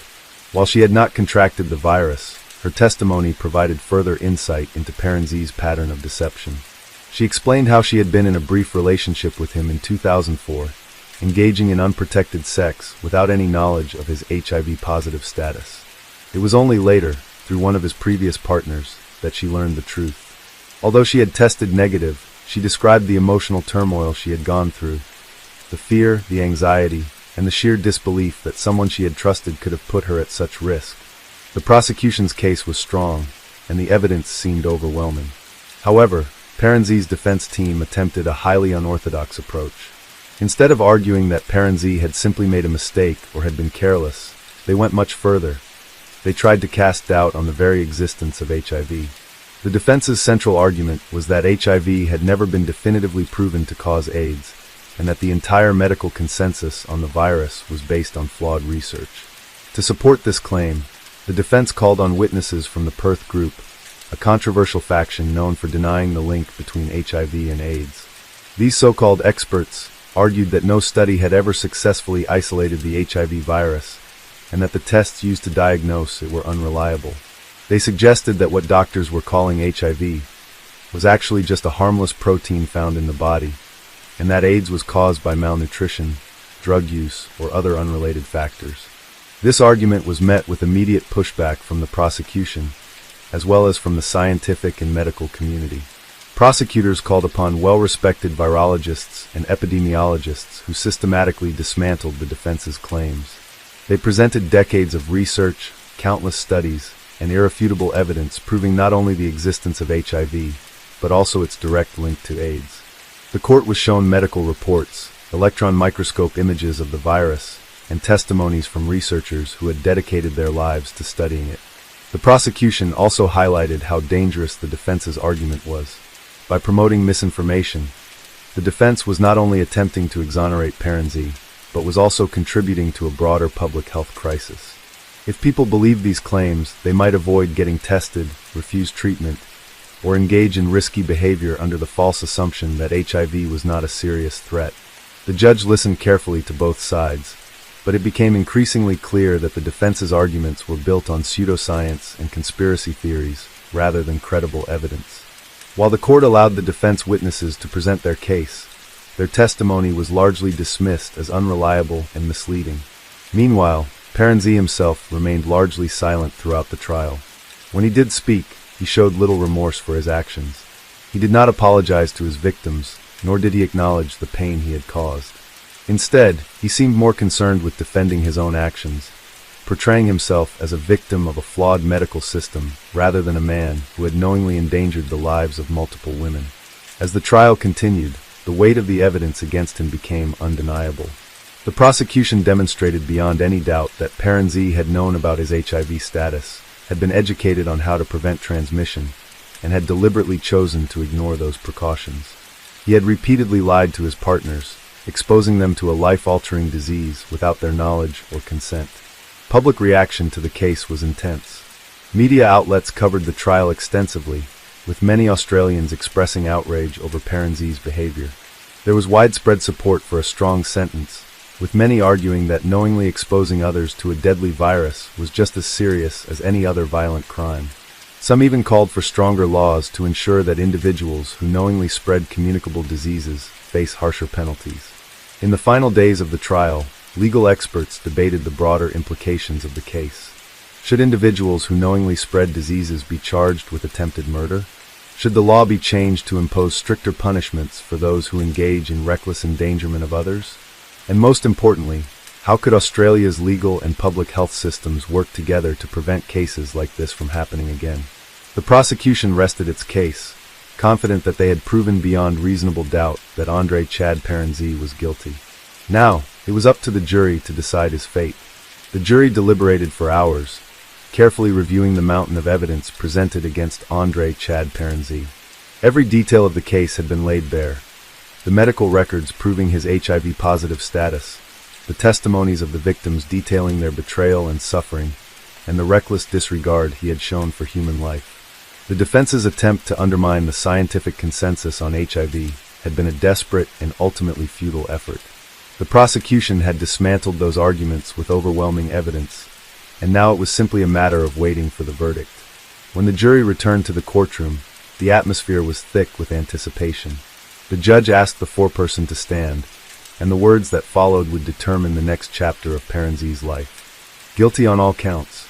A collective silence fell over the room before hushed murmurs spread through the spectators. The victims, who had waited years for justice, let out sighs of relief, while others remained frozen, absorbing the reality of what had just happened. The weight of the verdict was immense, not only for Perenzi, but also for the broader conversation surrounding criminal responsibility in cases of disease transmission. The sentencing phase followed soon after. The prosecution pushed for a severe penalty, arguing that Perenzi had engaged in calculated, callous, and selfish behavior. They emphasized that his actions had irreversibly changed the lives of his victims, particularly Ms. SMC, who now faced a lifetime of medical treatment and uncertainty. The emotional scars of betrayal, the fear of social stigma, and the irreversible impact on her health were all factors the court needed to consider. In contrast, the defense attempted to secure leniency. They argued that Perenzi had not intended to harm his partners, that his failure to disclose his status was not an act of malice, but rather one of fear, denial, and ignorance. They highlighted that he had come from a difficult background, that he had struggled with personal issues, and that he was not beyond redemption. But these arguments rang hollow in the face of the devastation he had caused. Before delivering the sentence, the judge addressed the courtroom. His words were firm and deliberate. "Mr. Perenzi, this court finds your actions to be of the utmost recklessness. You were given knowledge that placed the lives of others in your hands, and rather than act with responsibility and integrity, you chose deception and selfishness.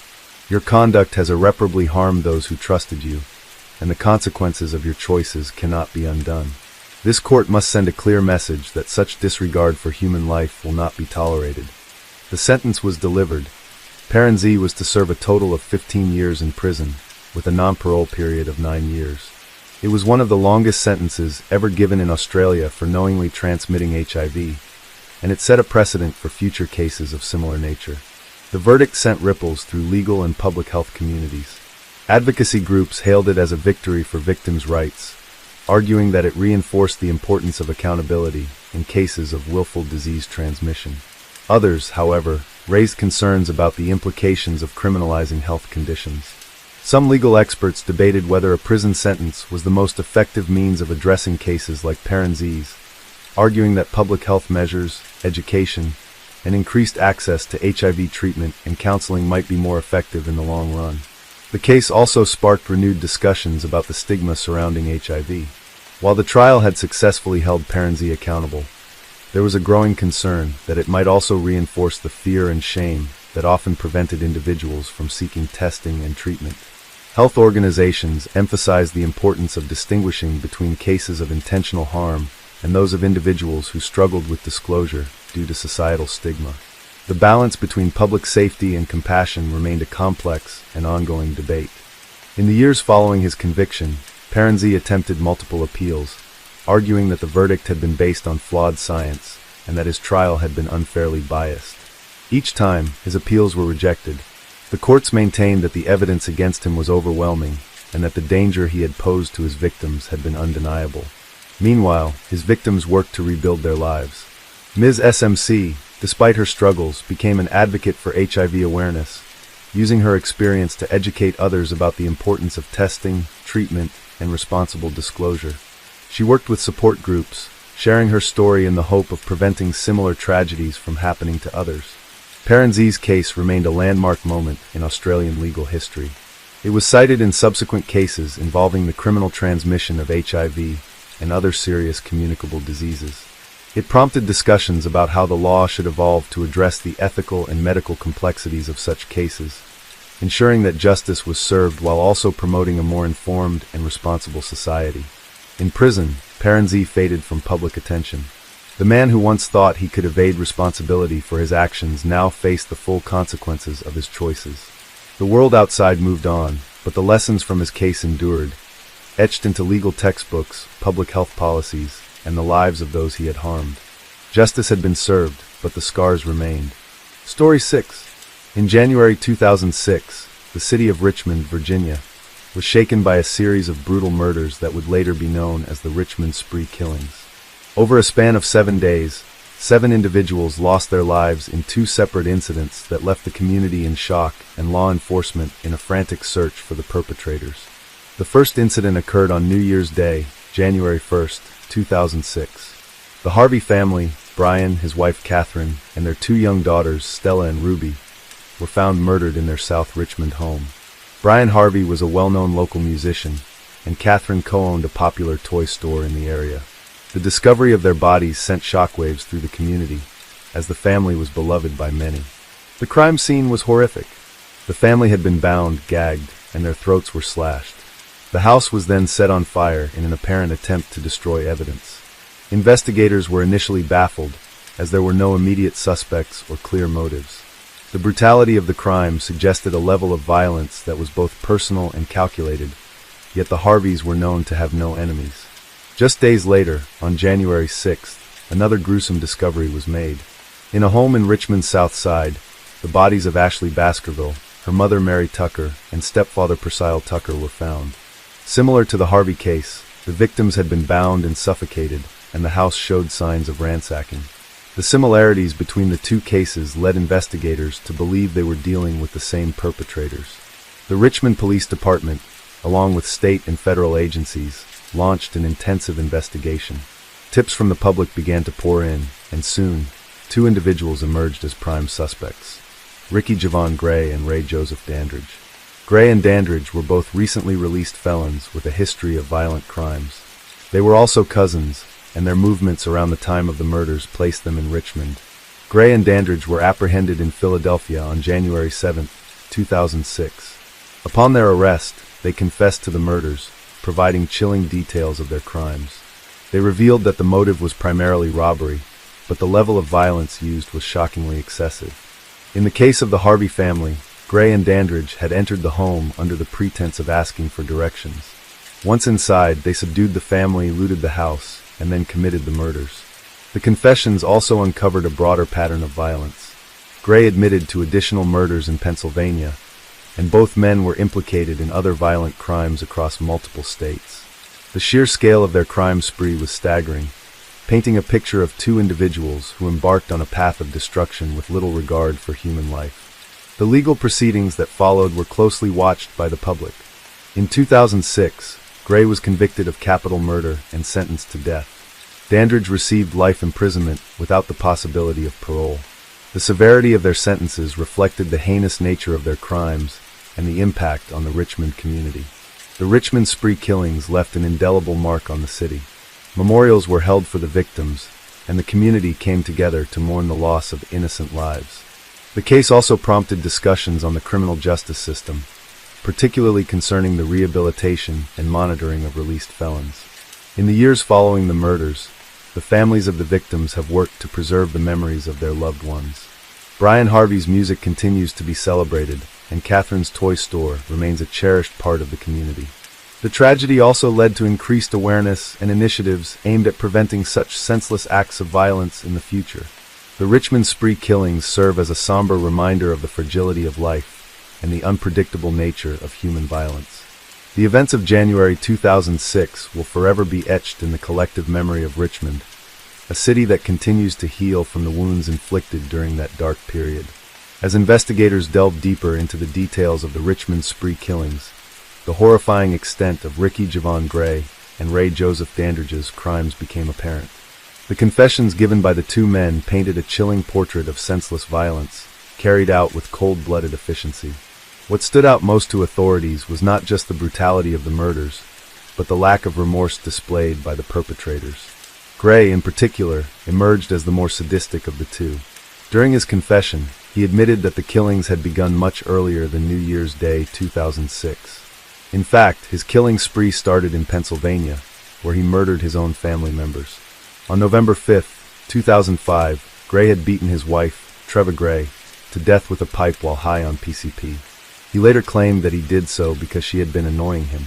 The shocking lack of emotion with which he recounted this act sent shivers down the spines of investigators. From that moment on, it seemed as though Gray had lost any regard for human life. He soon joined forces with his cousin Dandridge, who had also been recently released from prison. The pair began traveling, committing robberies, and escalating their violence along the way. By the time they arrived in Richmond in late December 2005, they were already prepared to take lives without a second thought. The Harvey family's murder was particularly gruesome. According to Gray's confession, he and Dandridge had been looking for an easy target when they spotted the Harveys' open garage door on the morning of January 1, 2006. Thinking it would be a simple home invasion, they entered under the pretense of asking for directions. However, once inside, Gray said something changed in him.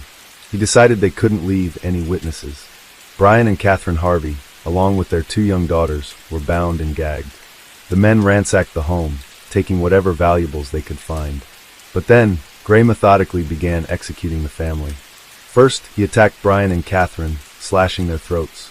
Then he turned to the children, 6-year-old Stella and 4-year-old Ruby, and did the same. To further conceal the crime, Gray and Dandridge set fire to the home before fleeing. The scene left behind was one of unimaginable horror. When authorities arrived after neighbors reported smoke coming from the home, they were met with a gruesome sight. The fire had failed to fully consume the bodies, leaving behind evidence that pointed to a deliberate and brutal act of murder rather than an accidental blaze. The Richmond community was devastated. The Harveys were well known and well loved. Brian, a talented musician, had been part of a successful band. Catherine, who co-owned the local toy store, had brought joy to many children. The murders were incomprehensible, and people struggled to understand how such an act of evil could be committed against such a kind and innocent family. But the terror was far from over. Just 5 days later, on January 6th, Gray and Dandridge struck again. This time, their targets were Mary Tucker, Persile Tucker, and their daughter, Ashley Baskerville. Unlike the Harveys, the Tuckers and Ashley were not entirely unknown to the killers. Ashley Baskerville was actually dating Dandridge at the time, and had allegedly acted as a lookout for the two men during previous robberies. However, her loyalty did not spare her from their brutality. In what authorities believe may have been a premeditated act to eliminate a loose end, Gray and Dandridge entered the Tuckers' home and quickly subdued everyone inside. Just as they had done days earlier, they bound and gagged the victims before looting the house. Persile and Mary Tucker were suffocated to death with plastic bags over their heads, while Ashley was strangled with a belt. Investigators were stunned at how methodical and remorseless the killings were. It was as if Gray and Dandridge had developed a routine, a process of murder that they executed without hesitation. The speed with which they escalated from one killing to the next suggested that they were fully prepared to continue indefinitely, had they not been caught. When news of the second massacre broke, the city of Richmond went into full panic mode. Two families, both slaughtered in the span of a week, with no clear explanation as to why. The randomness of the attacks heightened fears, and law enforcement faced mounting pressure to catch those responsible before more lives were lost. Detectives worked tirelessly, connecting the dots between the two cases. The similarities in method, binding, suffocation, and arson, led them to suspect a single group of killers. The break in the case came when a tip was received that Gray and Dandridge had been seen in the area around the time of the murders. Surveillance footage from a nearby store confirmed their presence in Richmond, and once their backgrounds were checked, police realized they were dealing with two ex-convicts with violent histories. Authorities tracked the two men to Philadelphia, where they were arrested on January 7th. It didn't take long for the confessions to come. Gray, in particular, seemed eerily eager to talk about what he had done. He detailed the killings with a disturbing level of detachment, describing how he had felt no remorse at any point. The trial that followed was one of the most high-profile in Virginia's history. Prosecutors painted Gray and Dandridge as ruthless killers who had taken innocent lives purely for their own gratification. The evidence against them was overwhelming, from DNA at the crime scenes to their own chilling admissions. The families of the victims sat in the courtroom, listening to the gruesome details of how their loved ones had been taken from them. In 2006, Gray was sentenced to death for the murders of the Harvey family. Dandridge received a life sentence without parole for his role in the crimes. Though justice had been served in the legal sense, the scars left on the community would never fully heal. The tragedy of the Richmond spree killings was not just in the loss of life, but in the sheer senselessness of it all. The Harveys, the Tuckers, and Ashley Baskerville had done nothing to deserve their fate. They had simply been in the wrong place at the wrong time, victims of two men who had decided that human life meant nothing to them. In the aftermath of the Richmond spree killings, the city of Richmond struggled to come to terms with the sheer brutality of what had occurred. It wasn't just the number of lives lost, but the senseless nature of the murders that haunted the community. These were not killings driven by deep personal vendettas or gang violence. These were random, calculated acts of cruelty inflicted upon innocent families simply because the killers had the opportunity. The impact of the murders was far-reaching. The Harvey family had been beloved members of the community. Brian Harvey was more than just a musician. He had been part of the cultural fabric of Richmond, someone whose music had brought joy to many. His wife, Catherine, had been a well-respected small business owner, co-owning a toy store that had become a cherished place for local families. Their daughters, Stella and Ruby, had their whole lives ahead of them, but in one monstrous act, their futures were stolen. The Tuckers and Ashley Baskerville were another family whose lives were cut short in a similarly horrific fashion. Mary and Priscilla Tucker were hard-working and well-respected, and Ashley, though caught in a dangerous crowd, had not deserved the fate that met her at the hands of people she had trusted. As the trials of Ricky Gray and Ray Dandridge approached, the victims' families and the Richmond community sought closure, but the deep wounds left by the killings made healing difficult.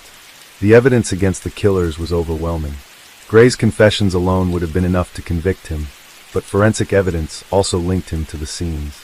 The brutality of the crimes, combined with Gray's utter lack of remorse, left little doubt in the minds of the jury. Gray was convicted and sentenced to death in 2006. The death penalty was seen by many as the only fitting punishment for someone who had taken so many innocent lives without hesitation. Dandridge, while equally complicit, was not seen as the primary instigator and was given life without parole. Despite the conviction and sentencing, the families of the victims still struggled to understand why. Why had Gray and Dandridge chosen these particular homes? Why had they gone beyond robbery and chosen to slaughter entire families? There were no satisfying answers. Gray himself provided none, only chilling admissions of how easy it had been for him to kill. As the years passed, efforts were made to keep the memories of the victims alive. Catherine's toy store remained open, continuing to bring joy to children, just as she had always wanted. Brian Harvey's music was celebrated by friends and fellow musicians, ensuring that his legacy would not be forgotten. The city of Richmond held vigils, memorials, and community events to honor the lives lost, and to strengthen the bonds of the people who had been affected by the tragedy. But the shadow of the murders still lingered. The brutality of the killings had left an imprint not just on Richmond, but on the entire country. The case was widely reported, drawing national attention to issues of parole, prison rehabilitation, and how the justice system handled violent offenders. For years, Gray remained on death row, appealing his sentence multiple times. His execution date was pushed back repeatedly as legal battles continued. Some argued against the death penalty, citing issues with capital punishment, while others, particularly the families of the victims, wanted to see justice fully carried out. On January 18, 2017, more than a decade after the murders, Ricky Gray was executed by lethal injection at the Greensville Correctional Center in Virginia. His final words were brief, and he offered no apology for the lives he had taken. For some, his execution brought a sense of closure. For others, it did little to ease the pain of what had been lost. The families of the Harveys, the Tuckers, and Ashley Baskerville would never get their loved ones back. No punishment could undo what had been done. The Richmond spree killings remain one of the most horrifying crime sprees in Virginia's history. The randomness of the attacks, the sheer brutality, and the loss of not just adults but young children shook the community to its core. While justice was served, the scars left behind would never fully heal.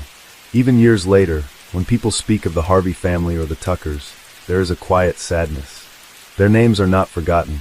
Their memories live on in those who knew and loved them. But there is also an underlying lesson, one that reminds the world of the devastating consequences of unchecked violence and of the importance of vigilance in ensuring that such horrors never happen again. Story 7. In January 2006, a tragic event unfolded in Hopkinton, Massachusetts, that would captivate national attention and leave a community in mourning.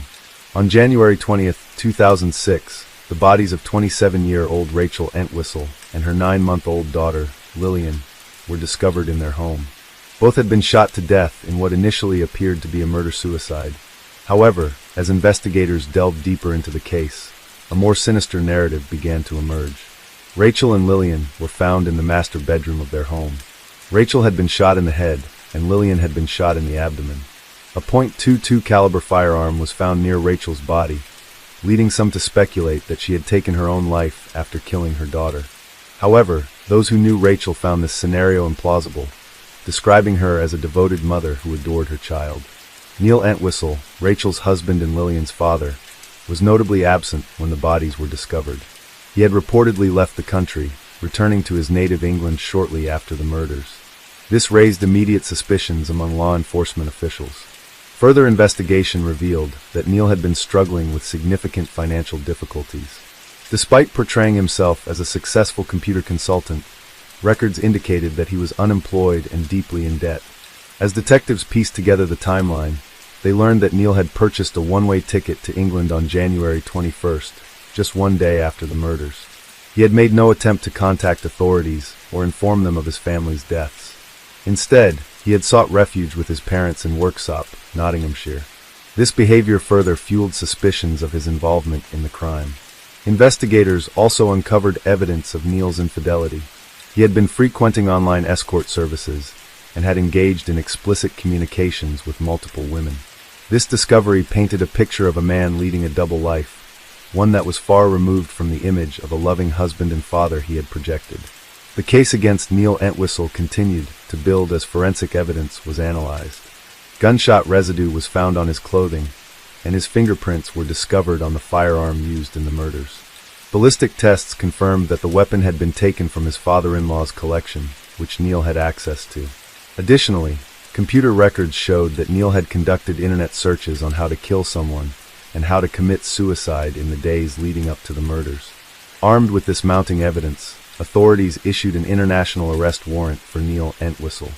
He was apprehended by British police on February 9, 2006, and subsequently extradited to the United States to face charges of first-degree murder. The trial began in June 2008, with the prosecution presenting a compelling case that Neil had killed his wife and daughter to escape his financial woes and personal failures. Throughout the trial, Neil maintained his innocence, claiming that he had discovered his wife and daughter dead upon returning home and had fled to England out of fear and shock. However, the jury was unconvinced. After deliberating for less than 2 days, they found him guilty on all counts. Neil Entwistle was sentenced to life in prison without the possibility of parole, bringing a measure of justice to the tragic deaths of Rachel and Lillian. The Entwistle case remains a haunting reminder of the hidden struggles that can exist behind closed doors and the devastating consequences that can result when those struggles spiral out of control.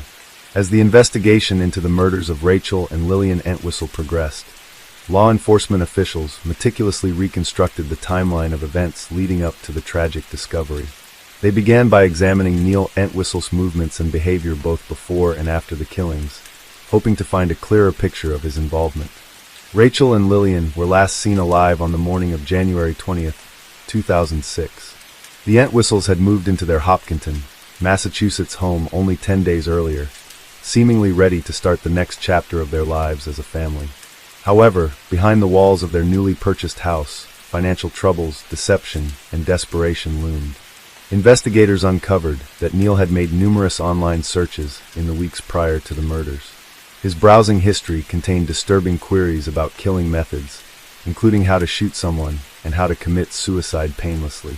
While Neil would later claim these searches had been misinterpreted, forensic experts confirmed that they had been conducted from his personal laptop, further cementing suspicions that he had been planning something sinister. Another significant breakthrough in the case came when detectives discovered that the .22 caliber handgun used in the killings had been taken from Rachel's parents' home in Carver, Massachusetts. The gun belonged to Rachel's stepfather, Joseph Matarazzo, an avid gun owner who kept his weapons securely locked away. When investigators asked him about the gun, he was shocked to learn that it had been used in a murder. He had not given anyone permission to use it, nor had he noticed it was missing until the police asked him to check his collection. Forensic analysis of the firearm revealed Neil's fingerprints, and gunshot residue was found on items belonging to him. This discovery dismantled the initial suggestion that Rachel had killed Lillian before turning the gun on herself. Instead, it became evident that Neil had obtained the weapon from his in-laws' home and used it to kill his wife and daughter before fleeing. The chilling timeline suggested that on the morning of January 20th, after Rachel had woken up and begun tending to Lillian, Neil took the gun and carried out the murders. Rachel was shot in the head at close range while lying in bed, a single bullet ending her life instantly. Lillian, still in her mother's arms, was shot next. The baby, only 9 months old, had no way to comprehend what was happening, making the act even more incomprehensible in its cruelty. After committing the murders, Neil took careful steps to cover his tracks. He wrapped the bodies in blankets and turned up the thermostat, likely to accelerate decomposition and mask the smell of death. He then shut off his cell phone and left the house. Surveillance footage would later capture him at Logan International Airport, purchasing a one-way ticket to England. Neil's abrupt departure from the U.S. raised immediate red flags. Friends and family were confused by his absence, and when authorities attempted to contact him, he was unresponsive. He had made no effort to report his wife and child missing or to check on their welfare. Instead, he had flown back to Worksop, Nottinghamshire, where he sought refuge with his parents. While Neil was attempting to lay low in England, concerned relatives in Massachusetts began to worry. Rachel's mother, Priscilla Matarazzo, had been trying to reach her daughter for days with no response. Growing more alarmed, she contacted the Hopkinton police and requested a welfare check. On January 22, 2006, 2 officers arrived at the Entwistle home. From the outside, nothing seemed amiss. The house was locked, and there were no immediate signs of forced entry or struggle. However, when officers entered the residence, a chilling silence greeted them. Moving through the house, they eventually reached the master bedroom, where they made a horrifying discovery. Rachel and Lillian lay motionless in bed, their bodies partially covered by a blanket. At first, the scene was eerily peaceful. There was no visible blood, no evidence of a struggle. But as the officers drew closer, they saw the gunshot wounds and the unmistakable signs of death. The discovery of the bodies sent shockwaves through the small community of Hopkinton.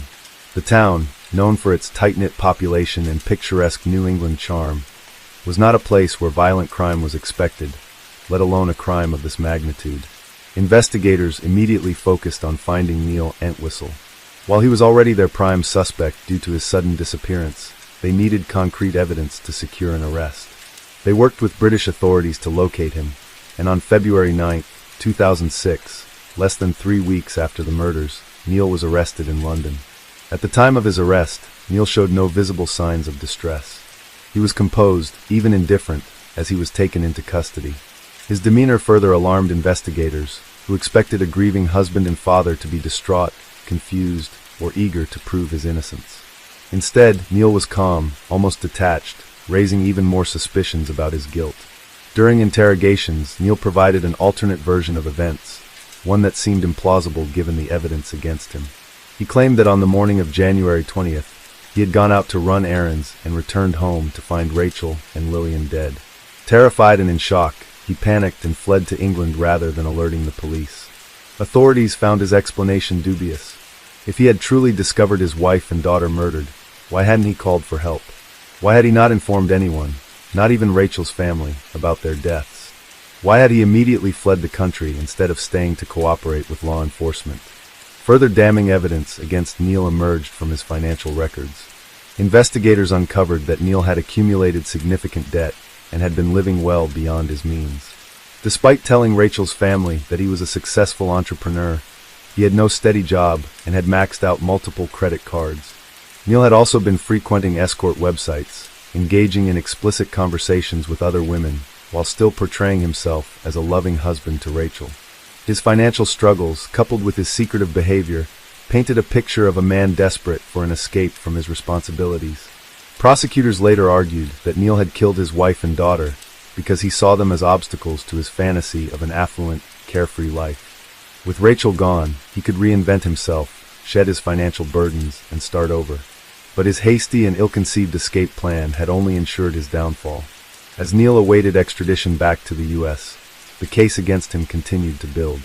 The evidence was overwhelming.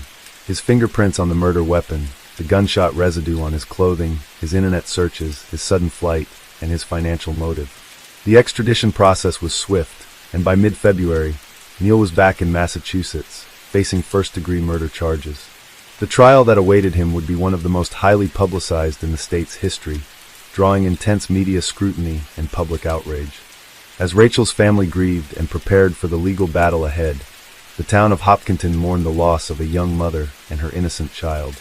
The tragedy had shattered the illusion of safety, reminding everyone that even in the quietest communities, darkness could lurk behind closed doors. The trial of Neil Entwistle began in June 2008, more than 2 years after the tragic murders of Rachel and Lillian. The courtroom was packed with reporters, legal experts, and members of Rachel's family, all of whom sought justice for the 2 lives so cruelly taken. The case had captured national and international attention, not only because of the brutal nature of the crime, but also because of Neil's background. A British man who had come to America under the guise of starting a new life, only to leave behind devastation and heartbreak. From the outset, the prosecution built a compelling case against Neil, painting him as a manipulative man living a double life. They presented forensic evidence linking him to the crime scene, including gunshot residue found on his clothing and the fingerprints on the .22 caliber firearm used in the killings. Ballistics confirmed that the gun had come from Rachel's stepfather's collection, making it unlikely that an unknown intruder had somehow obtained it. The prosecution also introduced Neil's internet search history, which included disturbing queries about how to kill someone and commit suicide, searches conducted in the weeks leading up to the murders. Neil's financial records were also scrutinized, revealing that he was deeply in debt and had no legitimate source of income. While he had portrayed himself as a successful entrepreneur, in reality, he was unemployed and struggling to maintain the illusion of wealth. Prosecutors argued that Neil saw Rachel and Lillian as burdens standing in the way of his desired lifestyle, a belief that ultimately led him to commit the unthinkable. One of the most damning pieces of evidence came from the timeline of events. Neil had claimed that he discovered Rachel and Lillian dead and, in his panic, fled to England. However, phone records and flight information contradicted his story. Instead of calling 911, he had purchased a one-way ticket and left the country without telling anyone what had happened. When authorities finally tracked him down in England, he showed no signs of grief or concern, only a calculated indifference that disturbed even seasoned investigators. The defense, however, tried to introduce an alternative narrative. Neil's attorneys claimed that their client had indeed found his wife and daughter murdered, but had fled out of fear and shock. They suggested that Rachel, suffering from postpartum depression, may have killed Lillian before turning the gun on herself. They also attempted to challenge the reliability of the forensic evidence, arguing that gunshot residue could have transferred onto Neil's clothing in other ways. However, their arguments were weak in the face of overwhelming evidence. The prosecution countered that Rachel had no history of depression, let alone suicidal tendencies. Friends and family members testified that she was a loving mother who doted on Lillian and had been excited about their new home. Her loved ones dismissed the suggestion that she would harm her baby, calling the idea absurd and offensive. Furthermore, medical examiners pointed out key inconsistencies in the defense's theory. The position of the bodies, the nature of the wounds, and the lack of defensive injuries all indicated that Rachel had been murdered in her sleep. If she had truly committed suicide, the gun would have been found closer to her body. Instead, it had been carefully placed aside, suggesting an attempt to stage the scene. As the trial progressed, the weight of the evidence against Neil became insurmountable. The prosecution called multiple witnesses to testify about his character, including former colleagues and acquaintances who described him as deceitful and obsessed with projecting an image of success.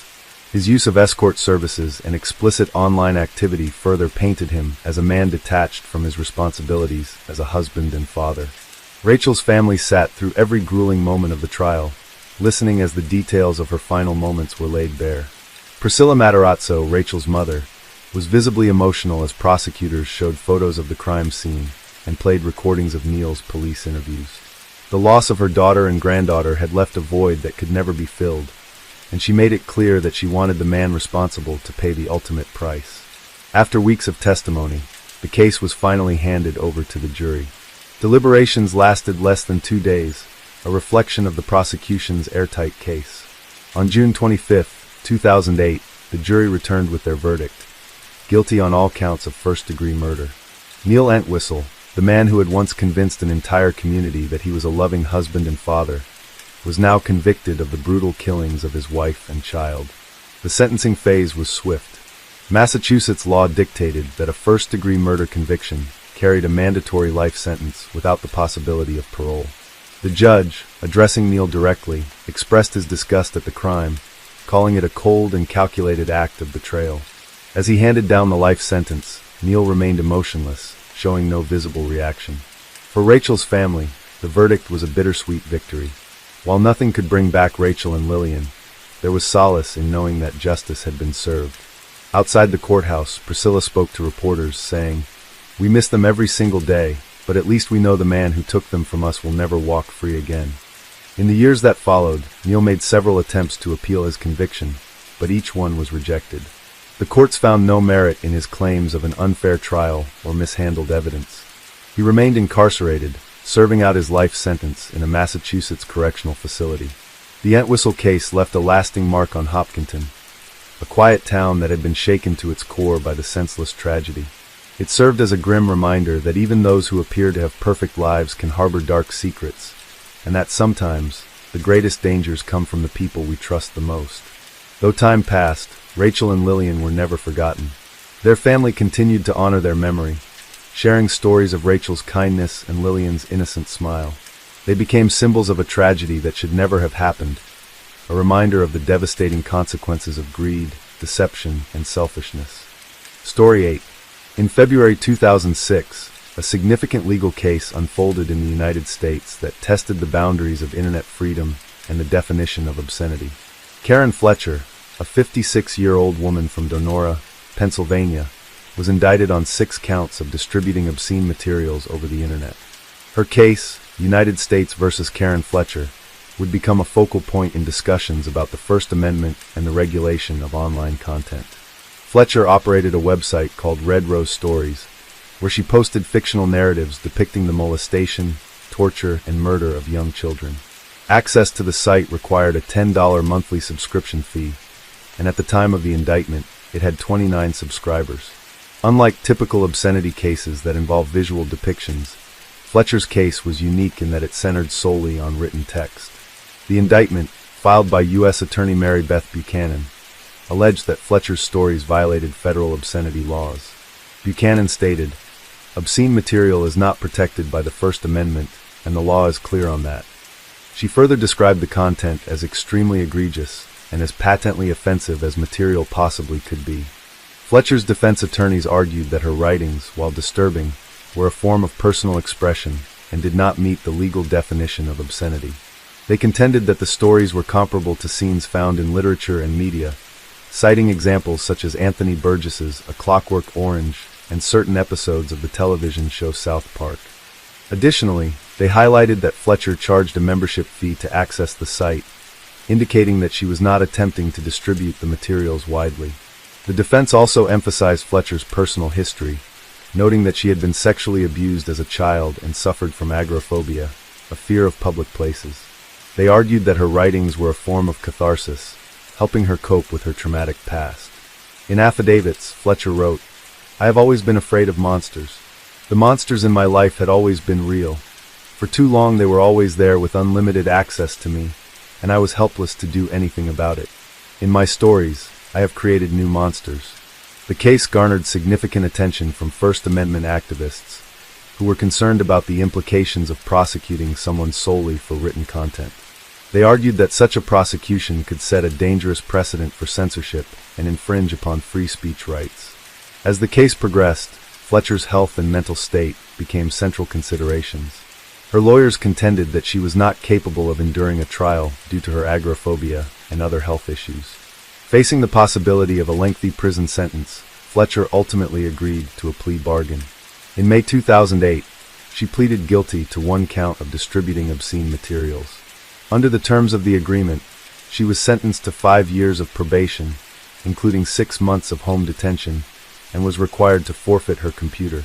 The resolution of United States versus Karen Fletcher left many questions unanswered. While the case did not go to trial and therefore did not set a legal precedent, it highlighted the complexities of regulating online content and balancing the enforcement of obscenity laws with the protection of free speech. It also underscored the challenges of addressing deeply personal and disturbing expressions that, while offensive to many, may serve as a coping mechanism for individuals grappling with past traumas. In the years following the case, discussions about the regulation of online content have only intensified, particularly with the rise of social media and user-generated content platforms. The Karen Fletcher case remains a poignant example of the delicate balance between protecting society from harmful materials and upholding the fundamental right to freedom of expression. The legal battle surrounding Karen Fletcher's case was unlike any other obscenity prosecution in U.S. history. While many past cases involved explicit visual depictions of sexual conduct, this case centered entirely on the written word. The question at the heart of the case was whether fictional text, no matter how disturbing, could be considered obscene under federal law. Fletcher's indictment under the same obscenity statutes that had historically been used against pornographic films and images raised serious concerns among legal experts, civil liberties groups, and free speech advocates.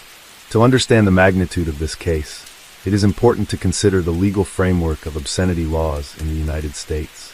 The landmark 1973 Supreme Court case Miller v. California established a 3-part test for determining whether material is obscene. First, the material must appeal to the prurient interest according to contemporary community standards. Second, it must depict or describe sexual conduct in a patently offensive way as defined by law. Third, the work, taken as a whole, must lack serious literary, artistic, political, or scientific value. Prosecutors argued that Fletcher's writings met all 3 criteria. They claimed her stories had no literary or artistic value, served no purpose beyond catering to deviant fantasies, and were so grotesque that they exceeded the bounds of what could be legally protected under the First Amendment. They emphasized that Fletcher had actively distributed the material to paying subscribers, making her work more than just a personal diary or a private expression of trauma. In their view, she had engaged in a commercial enterprise that facilitated the spread of obscene content. Fletcher's defense team fiercely contested these claims. They pointed out that written words alone had rarely, if ever, been the basis for an obscenity conviction. Most obscenity cases involved photographs, videos, or live performances, forms of media with a more direct impact on the senses. Literature, they argued, had long been afforded greater protection under the First Amendment, even when it dealt with controversial or disturbing themes. They cited classic works such as Lolita by Vladimir Nabokov and American Psycho by Bret Easton Ellis, both of which contained graphic depictions of criminal behavior, yet remained legally protected. Fletcher's attorneys also emphasized the deeply personal nature of her writing. They presented evidence that she had been sexually abused as a child and that her stories were a way of processing that trauma.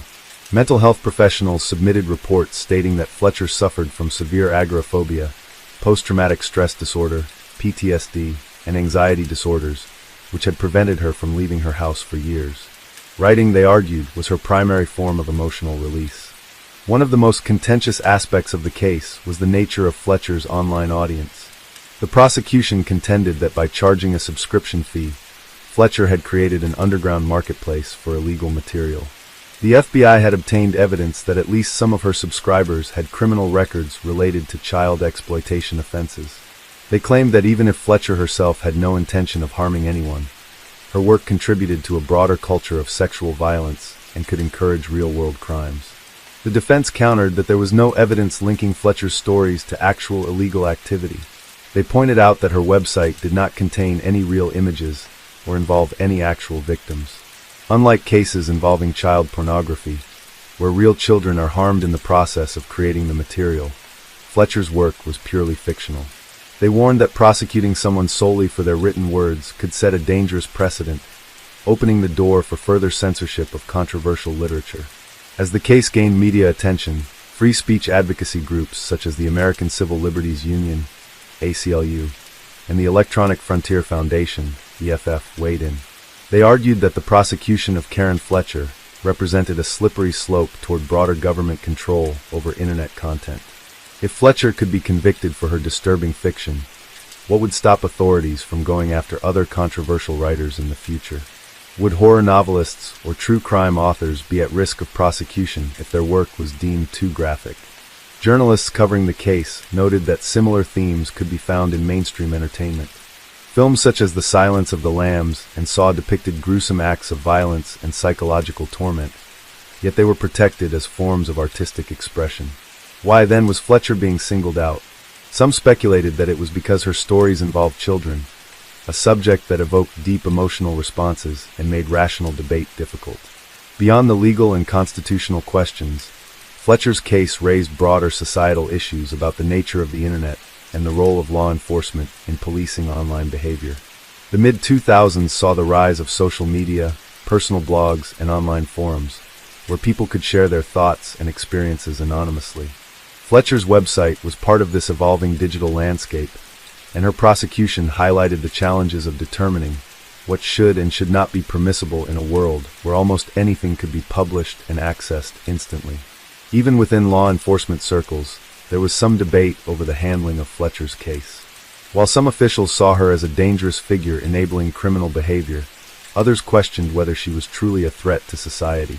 Given her history of trauma, isolation, and mental illness, some believed that she needed therapy and support rather than a lengthy prison sentence.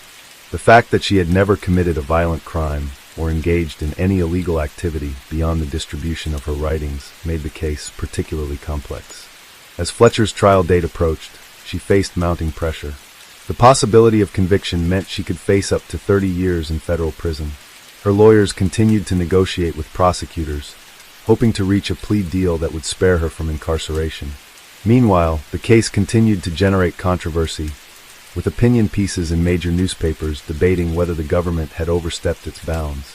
Some writers compared Fletcher's situation to past literary censorship battles, while others insisted that her content was uniquely vile and unworthy of protection. The outcome of the case would ultimately hinge on whether Fletcher was willing to take her chances in a trial that could set a historic precedent.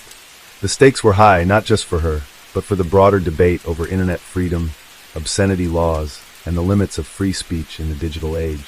As the trial date loomed, Karen Fletcher found herself trapped between two grim possibilities: risk going to trial and facing the full weight of a federal conviction, or accept a plea deal that would brand her as a criminal for the rest of her life. The prosecutors, confident in their case, continued to press for a guilty plea, warning that if she took her chances in court, the outcome could be far worse.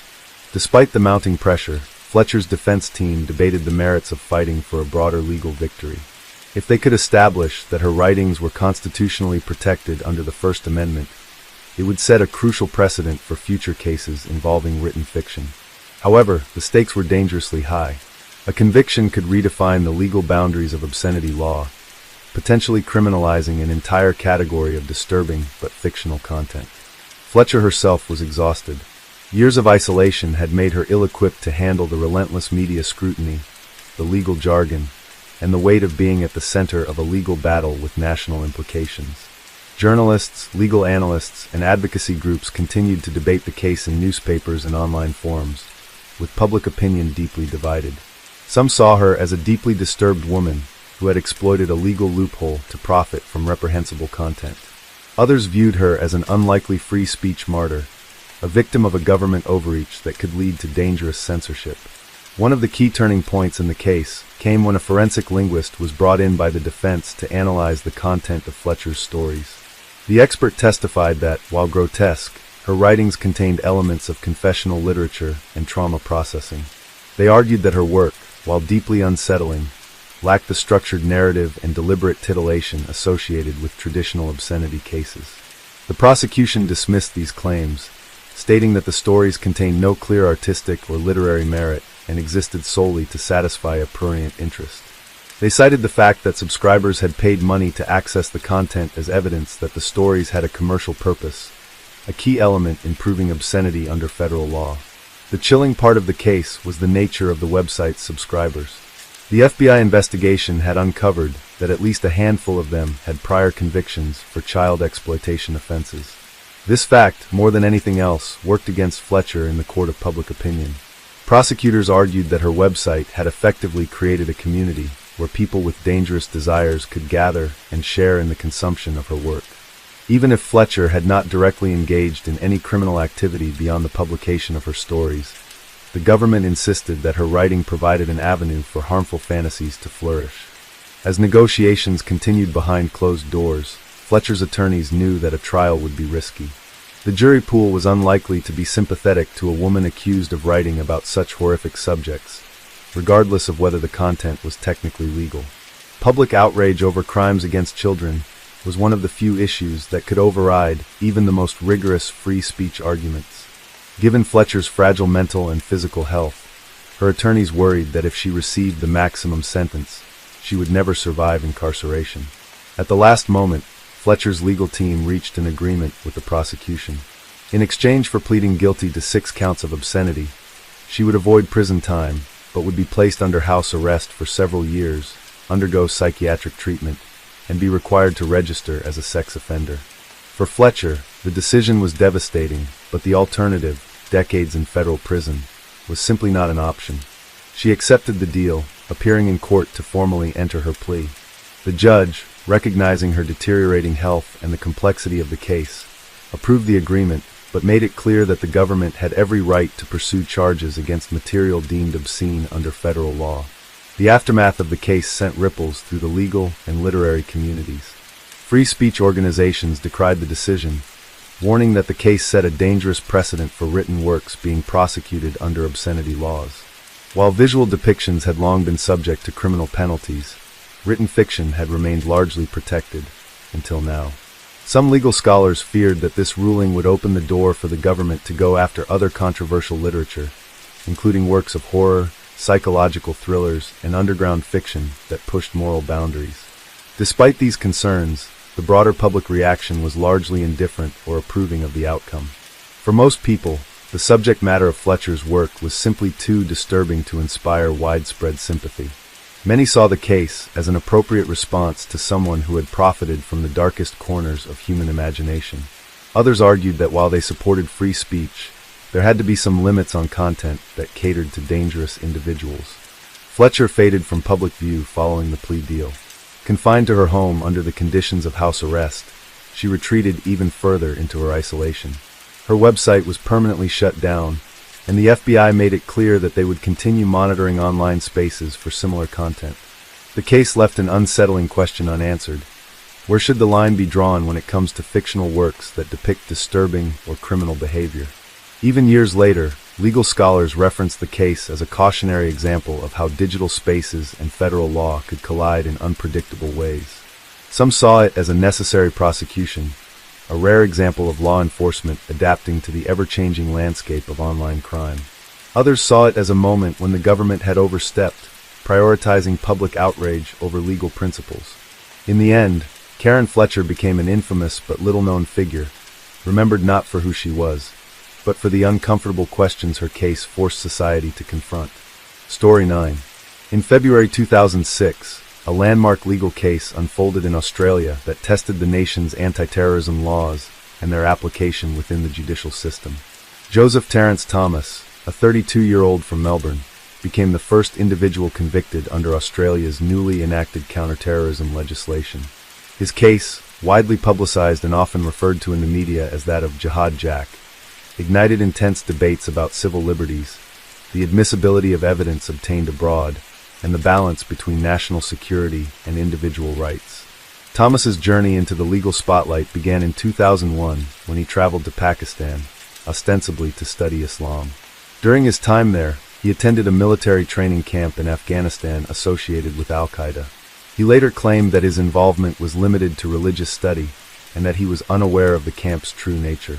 However, Australian authorities alleged that Thomas had deeper connections with terrorist activities. They accused him of receiving funds from senior Al-Qaeda operatives and of possessing a falsified passport, purportedly to facilitate terrorist acts. Upon his return to Australia in 2003, Thomas was arrested and charged under the country's anti-terrorism laws. The prosecution's case relied heavily on interviews conducted by Pakistani intelligence officials, during which Thomas allegedly confessed to his involvement with Al-Qaeda and acknowledged receiving $3,500 from a high-ranking member of the organization. These confessions became the crux of the legal battle that ensued. The trial commenced in early 2006, with the prosecution presenting the confessions as key evidence. They argued that Thomas's admissions demonstrated a clear intent to engage in terrorist activities, and that his possession of a falsified passport was indicative of his plans to travel undetected for nefarious purposes. The defense, however, challenged the admissibility of these confessions, contending that they were obtained under duress and in conditions that violated Thomas's rights. They highlighted the coercive environment of Pakistani detention facilities and the absence of legal representation during the interrogations. Despite these arguments, in February 2006, the jury found Thomas guilty on charges of receiving funds from a terrorist organization and possessing a falsified passport. He was acquitted of more serious charges, including intentionally providing resources to a terrorist organization. The conviction marked the first under Australia's anti-terrorism laws and was hailed by some as a victory for national security. Thomas was subsequently sentenced to 5 years in prison, with a non-parole period of 2 years. However, the legal saga did not end there. Thomas's defense team appealed the conviction, asserting that the trial court had erred in admitting the confessions as evidence. They argued that the statements were not made voluntarily, and that their admission violated principles of fairness and justice. In August 2006, the Victorian Court of Appeal quashed Thomas's convictions, agreeing that the confessions were inadmissible due to the circumstances under which they were obtained. The court ordered a retrial, but Thomas was released on bail pending further proceedings. The case of Joseph Thomas underscored the complexities inherent in prosecuting terrorism-related offenses, particularly when evidence is gathered in foreign jurisdictions with differing legal standards. It highlighted the challenges of balancing the imperative of national security with the protection of individual rights and due process.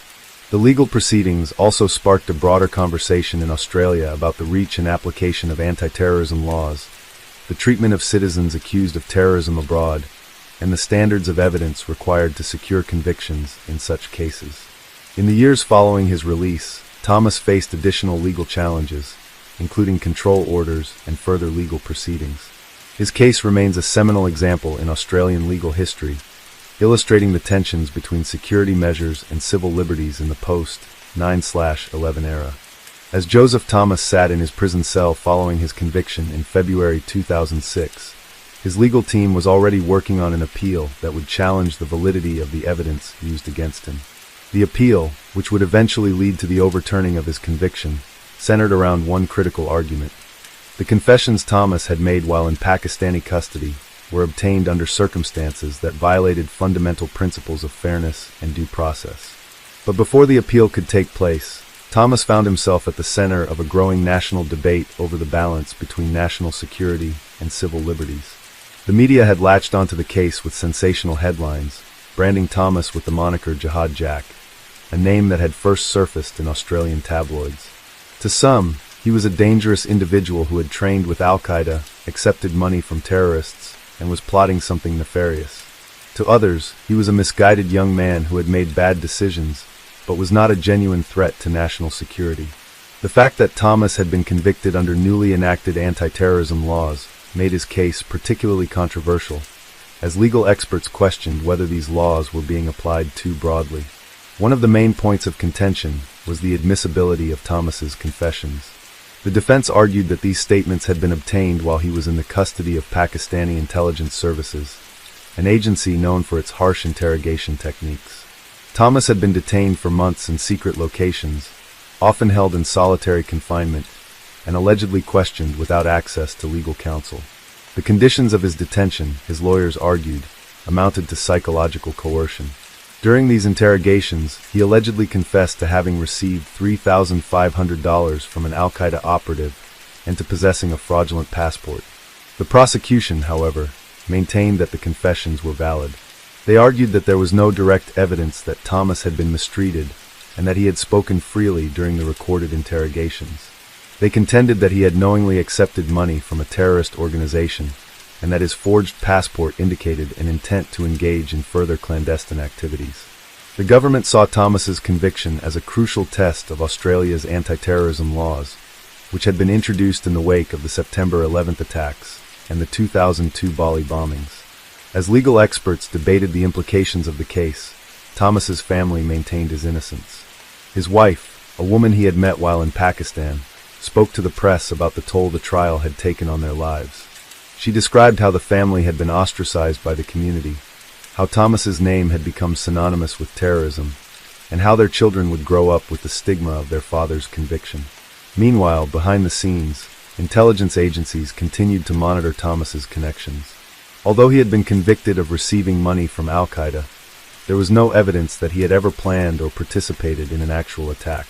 Some within law enforcement believed that he had been more of an ideological sympathizer rather than an operational asset for the terrorist organization. Nevertheless, the political climate at the time left little room for nuance. Any association with al-Qaeda was treated as a severe national security threat. As the months passed, Thomas's legal team built their case for an appeal. They focused on the idea that the confessions were not only obtained under duress, but also that their use in an Australian court set a dangerous precedent. If the government could use statements extracted from a detainee in a foreign prison without the safeguards of Australian legal protections, what would stop them from applying the same standard to other cases in the future? The Victorian Court of Appeal agreed to hear the case, and the legal arguments unfolded in a courtroom packed with journalists, civil rights activists, and government representatives. The judges were tasked with determining whether Thomas's confessions had been given voluntarily or whether the conditions of his detention rendered them unreliable. During the appeal proceedings, experts on international law testified about the nature of Pakistani intelligence operations. They described how detainees were often subjected to long periods of solitary confinement, denied legal representation, and pressured into making statements that aligned with the interests of interrogators. Although Thomas had not reported any physical torture, his lawyers argued that the mere threat of indefinite detention in a foreign country without legal recourse was enough to compromise the validity of his confessions. In August 2006, the Victorian Court of Appeal ruled in favor of Thomas. The judges found that the confessions he had made while in Pakistani custody should never have been admitted as evidence in the first place. They agreed with the defense's argument that the conditions under which the statements were made rendered them inadmissible. As a result, Thomas's convictions were overturned, and he was released from prison. The ruling sparked an immediate political backlash. Conservative politicians and law enforcement officials criticized the decision, arguing that it set a dangerous precedent that could make it more difficult to prosecute individuals with suspected ties to terrorism. They warned that the legal system had created a loophole that would allow dangerous individuals to walk free simply because their confessions had been obtained in foreign jurisdictions. On the other side of the debate, civil rights advocates celebrated the ruling as a victory for due process and the rule of law. They saw the decision as an important reaffirmation of legal principles, ensuring that Australian courts could not rely on coerced statements as the basis for a conviction. Some legal scholars argued that Thomas's case exposed the flaws in Australia's counterterrorism laws, which they claimed had been hastily written in the wake of global security concerns without sufficient safeguards for protecting individual rights. Despite his release, Thomas's legal troubles were far from over. Although his criminal conviction had been overturned, the Australian government was not ready to let him disappear from public scrutiny. He was soon placed under a control order, a legal mechanism that imposed strict conditions on his movements and activities. These restrictions included curfews, reporting requirements, and bans on communication with certain individuals. The government justified the control order by arguing that Thomas still posed a potential security risk. Intelligence agencies maintained that he had trained with Al-Qaeda and had accepted money from terrorist operatives, even if his confession could no longer be used as legal evidence. The control order, they claimed, was a necessary precaution to prevent him from engaging in any future activities that could pose a threat to national security. For Thomas, the restrictions felt like a form of ongoing punishment despite his overturned conviction. He struggled to rebuild his life, finding it difficult to secure employment or reintegrate into the community. The stigma of his trial and the Jihad Jack nickname continued to follow him, making it nearly impossible to move on from the case that had defined his public identity. As the legal and political debates raged on, Thomas's case remained a landmark moment in Australian counterterrorism law. It had tested the limits of how far the government could go in prosecuting individuals suspected of terrorist connections, and it had raised critical questions about the use of foreign-obtained confessions in domestic trials. The outcome of his appeal set an important legal precedent, one that would influence future cases involving national security, human rights, and the rule of law. In the months following Joseph Thomas's release from prison, his life remained under intense scrutiny. The Australian government, unwilling to fully let go of its suspicions, kept him under a strict control order that dictated nearly every aspect of his daily existence. He was not allowed to travel outside designated areas without permission, had to report regularly to authorities, and was barred from using certain communication devices. Any attempt to contact specific individuals, many of whom were never publicly named, would be met with severe consequences. The media continued to follow his every move. Despite his overturned conviction, the label of Jihad Jack had become impossible to shake. Employers were reluctant to hire him, fearing the backlash of associating with a man once accused of terrorism.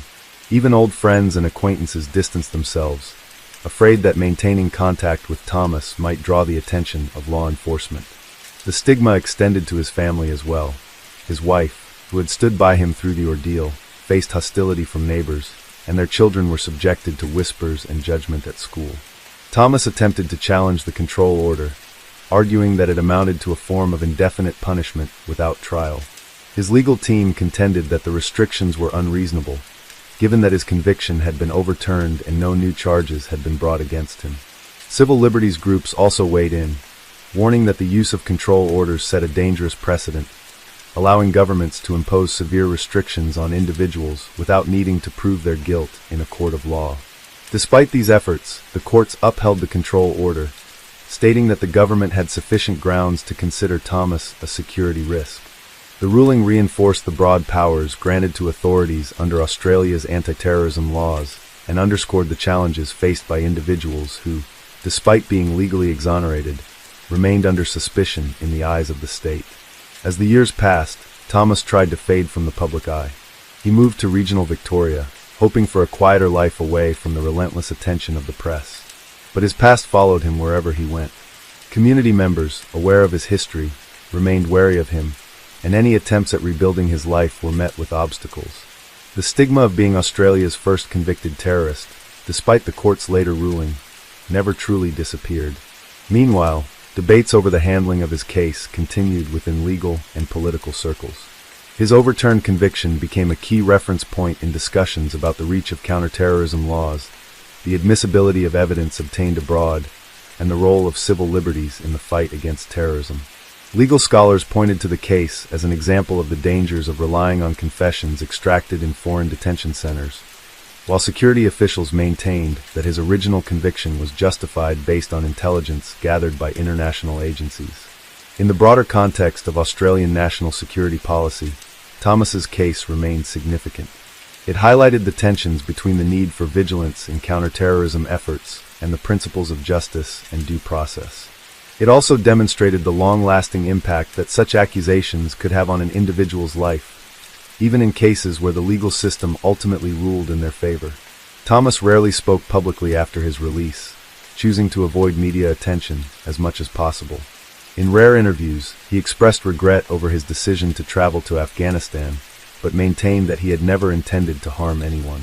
He insisted that his time in Pakistan had been motivated by religious study, not terrorism, and that he had been caught up in circumstances beyond his control.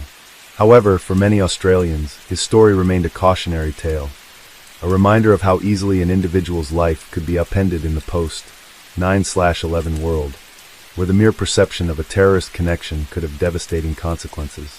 Despite the legal victories his defense team had achieved, Thomas remained, in many ways, a prisoner of his past.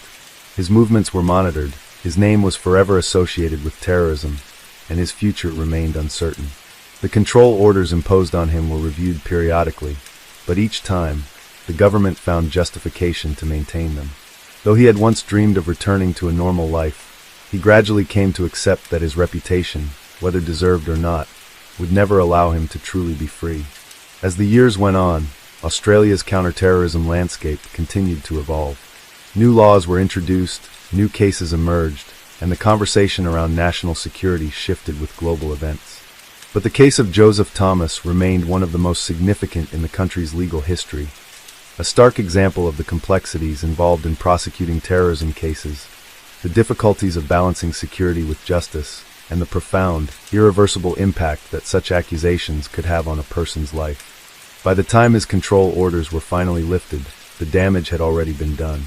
He was a man whose life had been defined by a single chapter, one that had left permanent scars on his reputation, his family, and his future. Whether or not he had truly posed a threat was no longer the question. In the eyes of the public, Joseph Thomas would always be Jihad Jack, a symbol of Australia's struggle to navigate the murky waters of counterterrorism in an era of global fear and suspicion. Story 10. In 2006, Indonesia was gripped by a high-profile murder case that drew national and international attention. The assassination of prominent human rights activist Munir Said-Dalib. Munir, known for his courageous advocacy against military abuses and his role in founding the Commission for Disappeared Persons and Victims of Violence, Contras, was a formidable figure in Indonesia's human rights movement. His untimely death not only shocked the nation, but also highlighted the perils faced by activists challenging entrenched power structures. On September 7, 2004, Munir boarded Garuda Indonesia Flight GA 974 from Jakarta to Amsterdam, with a layover in Singapore. Unbeknownst to him, this journey would be his last. During the flight, Munir began experiencing severe symptoms, including vomiting and acute pain. Despite the efforts of the flight crew and a doctor on board, his condition deteriorated rapidly, leading to his death before the plane landed in Amsterdam. An autopsy conducted by Dutch authorities revealed that Munir had died from a lethal dose of arsenic poisoning. The discovery of this toxic substance in his system immediately raised suspicions of foul play, prompting both national and international calls for a thorough investigation. The Indonesian government, under President Susilo Bambang Yudhoyono, faced mounting pressure to identify and prosecute those responsible for this heinous act. Investigations soon focused on Polikarpus Budahari Prianto, a Garuda Indonesia pilot who was off duty at the time, but had been assigned to the same flight in a non-flying capacity. Evidence emerged that Polikarpus had offered his business class seat to Munir, placing the activist in a position where he could be more easily targeted. Phone records further revealed an unusual number of calls between Polikarpus and officials from Indonesia's state intelligence agency, BIN, in the days leading up to the assassination. In December 2005, Polikarpus was found guilty of premeditated conspiracy to murder and sentenced to 14 years in prison. This verdict was upheld by a court of appeals in April 2006. However, the case did not end there. In October 2006, Polikarpus's conviction was annulled by the Supreme Court due to insufficient evidence, leading to his release. The Attorney General's office subsequently filed for a judicial review, and in January 2008, the Supreme Court reinstated Polikarpus's conviction, this time sentencing him to 20 years in prison. The legal proceedings were fraught with controversy. Human rights organizations criticized the initial acquittal, viewing it as a setback in the fight against impunity. The case underscored the challenges within Indonesia's judicial system, particularly concerning accountability for crimes involving state actors. The fluctuating verdicts and sentences highlighted the complexities and potential vulnerabilities in prosecuting cases that implicate powerful institutions. Throughout the investigation and trials, there were persistent allegations of involvement by higher-level officials within BIN. Activists and observers speculated that Munir's assassination was not the act of a lone individual, but rather a coordinated effort to silence a vocal critic of the military and government. Despite these suspicions, no senior officials were convicted in connection with the murder, leading to ongoing debates about the extent of state involvement and the obstacles to achieving justice in such cases. Munir's assassination had a profound impact on Indonesia's human rights landscape. It served as a stark reminder of the dangers faced by those who challenge powerful entities and advocate for justice.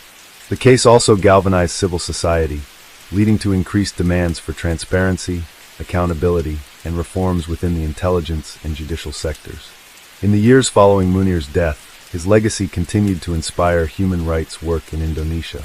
Organizations established in his honor carried forward his mission, striving to protect the rights of the marginalized and hold perpetrators of abuses accountable.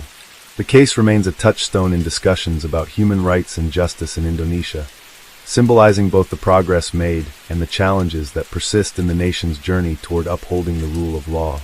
The assassination of Munir Said-Dalib in 2004 and the subsequent legal proceedings culminating in 2006 represent a pivotal chapter in Indonesia's history. The case not only highlighted the perils faced by human rights defenders, but also exposed systemic issues within the country's institutions. It underscored the need for continued vigilance, advocacy, and reform to ensure that justice prevails and that the rights of all citizens are protected. The investigation into Munir's assassination continued to gain momentum in 2006 as pressure mounted from both domestic and international human rights organizations. The discovery of arsenic poisoning as the cause of death meant that this was not a natural occurrence, nor was it a random act. It was an intentional, premeditated murder. The question remained, who ordered it and why? As Indonesia's legal system began navigating the complex case, many suspected that Munir's relentless activism against military abuses and corruption had made him a prime target. His work with Contras had exposed numerous human rights violations, many of which directly implicated high-ranking officials in Indonesia's military and intelligence agencies. The evidence against Polikarpus Budahari Prianto, the Garuda Indonesia pilot, was compelling but incomplete. Investigators found that Polikarpus had made multiple phone calls to figures linked to Indonesia's state intelligence agency, BIN, in the days leading up to Munir's departure. These calls, made from his personal number, connected him to senior intelligence officers, raising serious questions about whether he had acted alone or as part of a larger operation. However, establishing a direct link between these conversations and the murder proved challenging. In court, the prosecution argued that Polikarpus played a key role in facilitating Munir's poisoning. Witness testimonies and forensic evidence pointed to the likelihood that Munir had ingested arsenic while on board the flight, possibly through food or drink. A particularly suspicious detail emerged. Shortly after takeoff, Polikarpus, who was supposed to be off duty, offered his business class seat to Munir, allowing the activist to move into a more isolated area of the plane. This act, while seemingly generous on the surface, was seen by investigators as a strategic move to ensure that Munir was separated from most passengers and crew, making it easier for the poisoning to go unnoticed. Further analysis revealed that Polikarpus had used a fake assignment letter from Garuda Indonesia's security division to justify his presence on the flight. This document, later deemed fraudulent, suggested that his involvement in the trip was neither casual nor coincidental. He was there for a reason.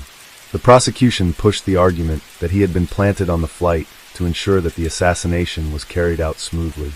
However, proving that Polikarpus was the one who physically administered the poison remained difficult, as no witnesses could definitively place him in direct contact with Munir's meals or drinks.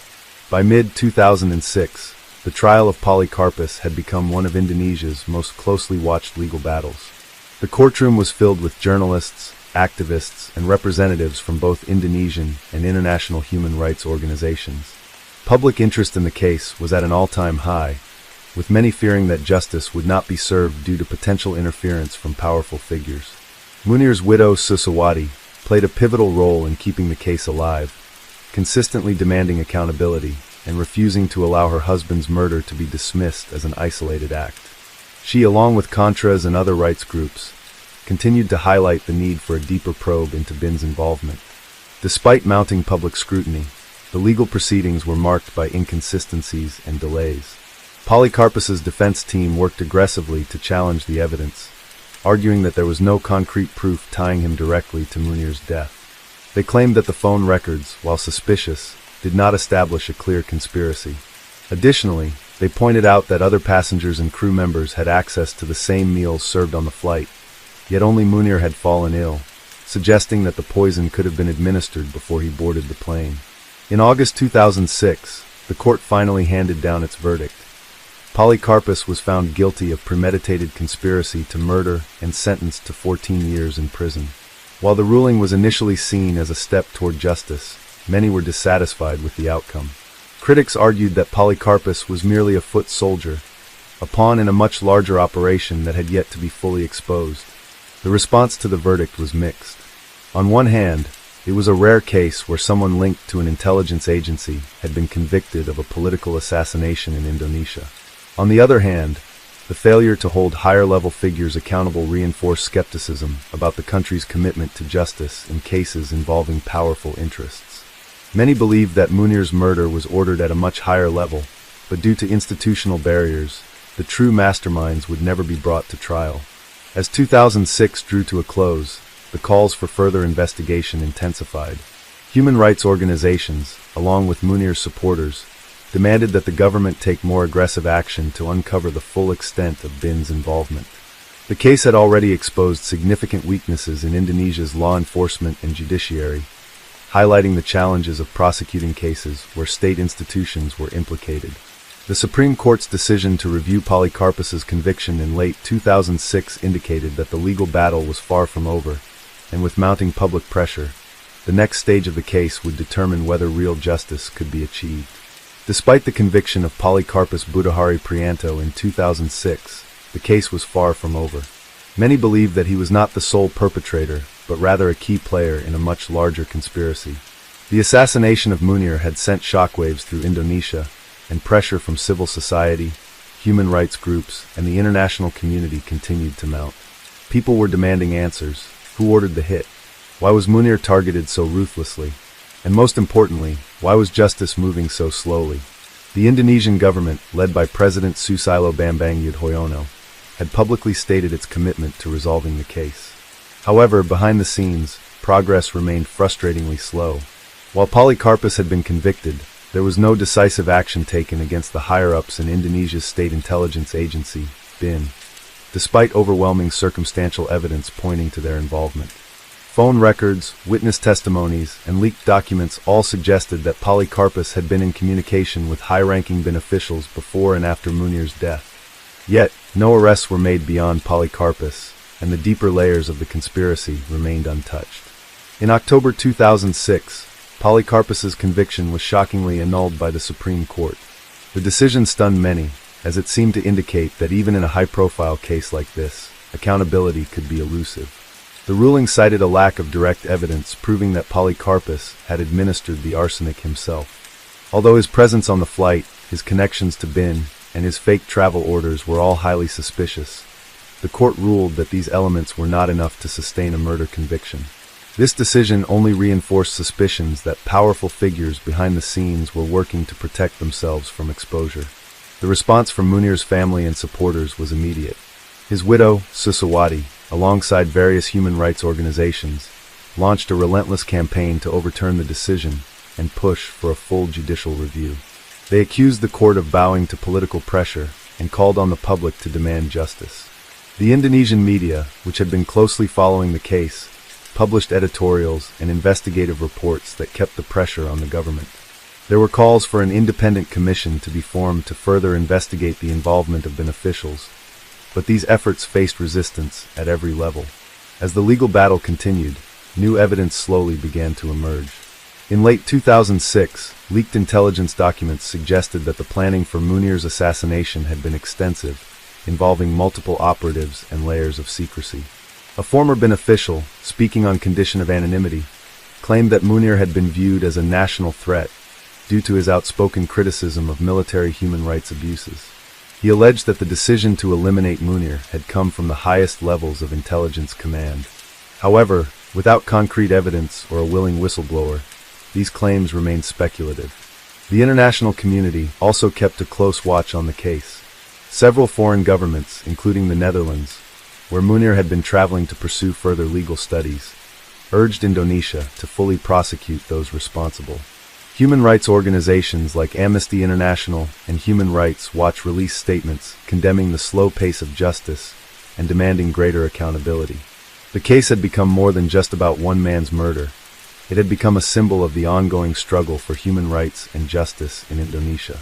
In response to the growing backlash, the Indonesian Attorney General's office filed for a judicial review of Polikarpus's case in late 2006.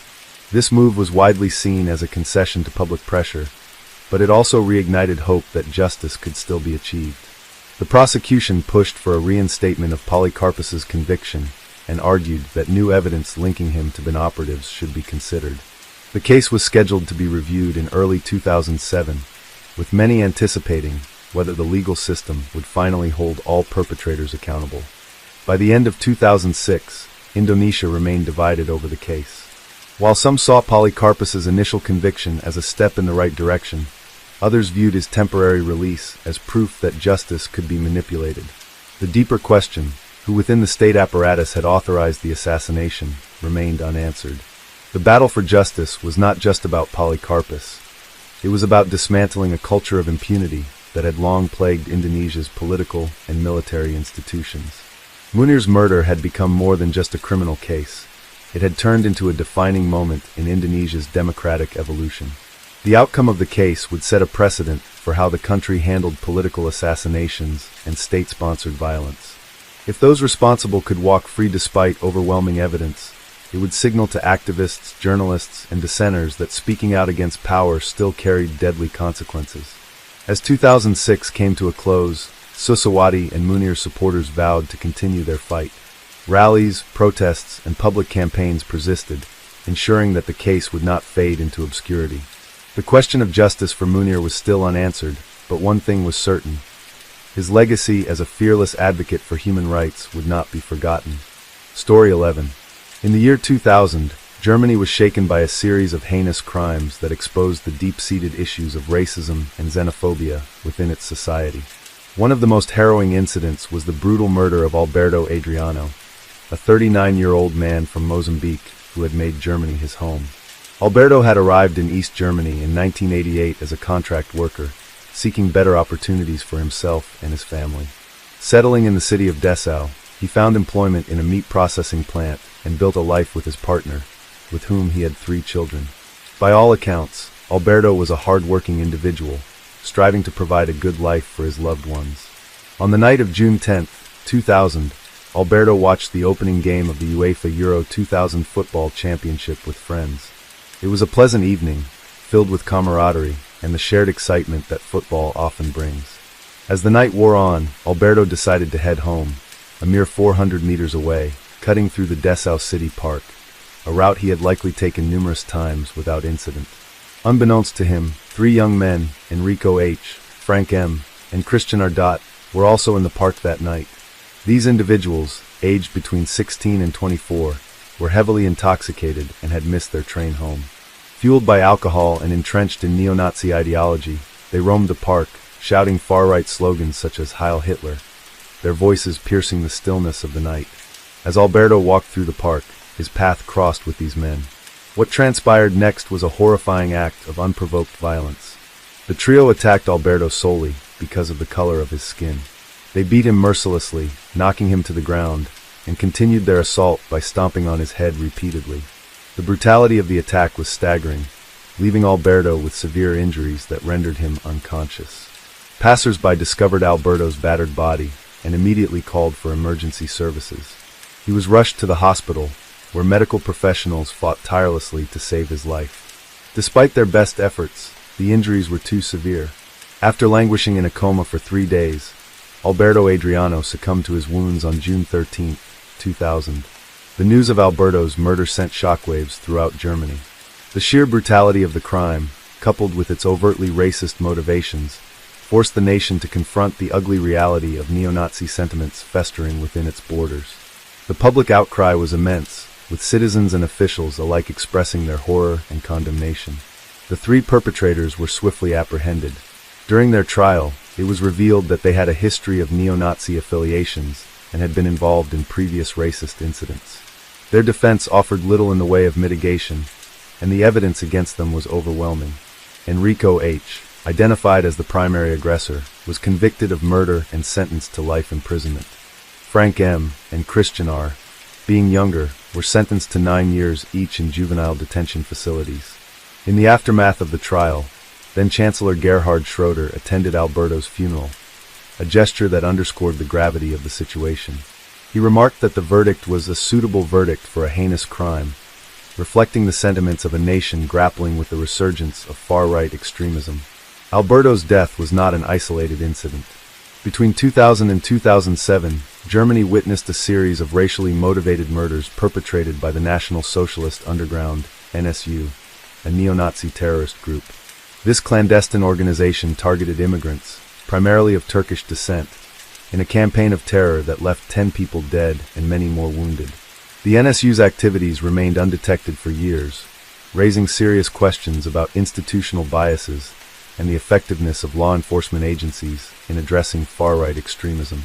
The murder of Alberto Adriano and the subsequent NSU revelations served as a grim reminder of the persistent threat posed by neo-Nazi ideologies in Germany. These events prompted widespread introspection and led to numerous initiatives aimed at combating racism and promoting integration.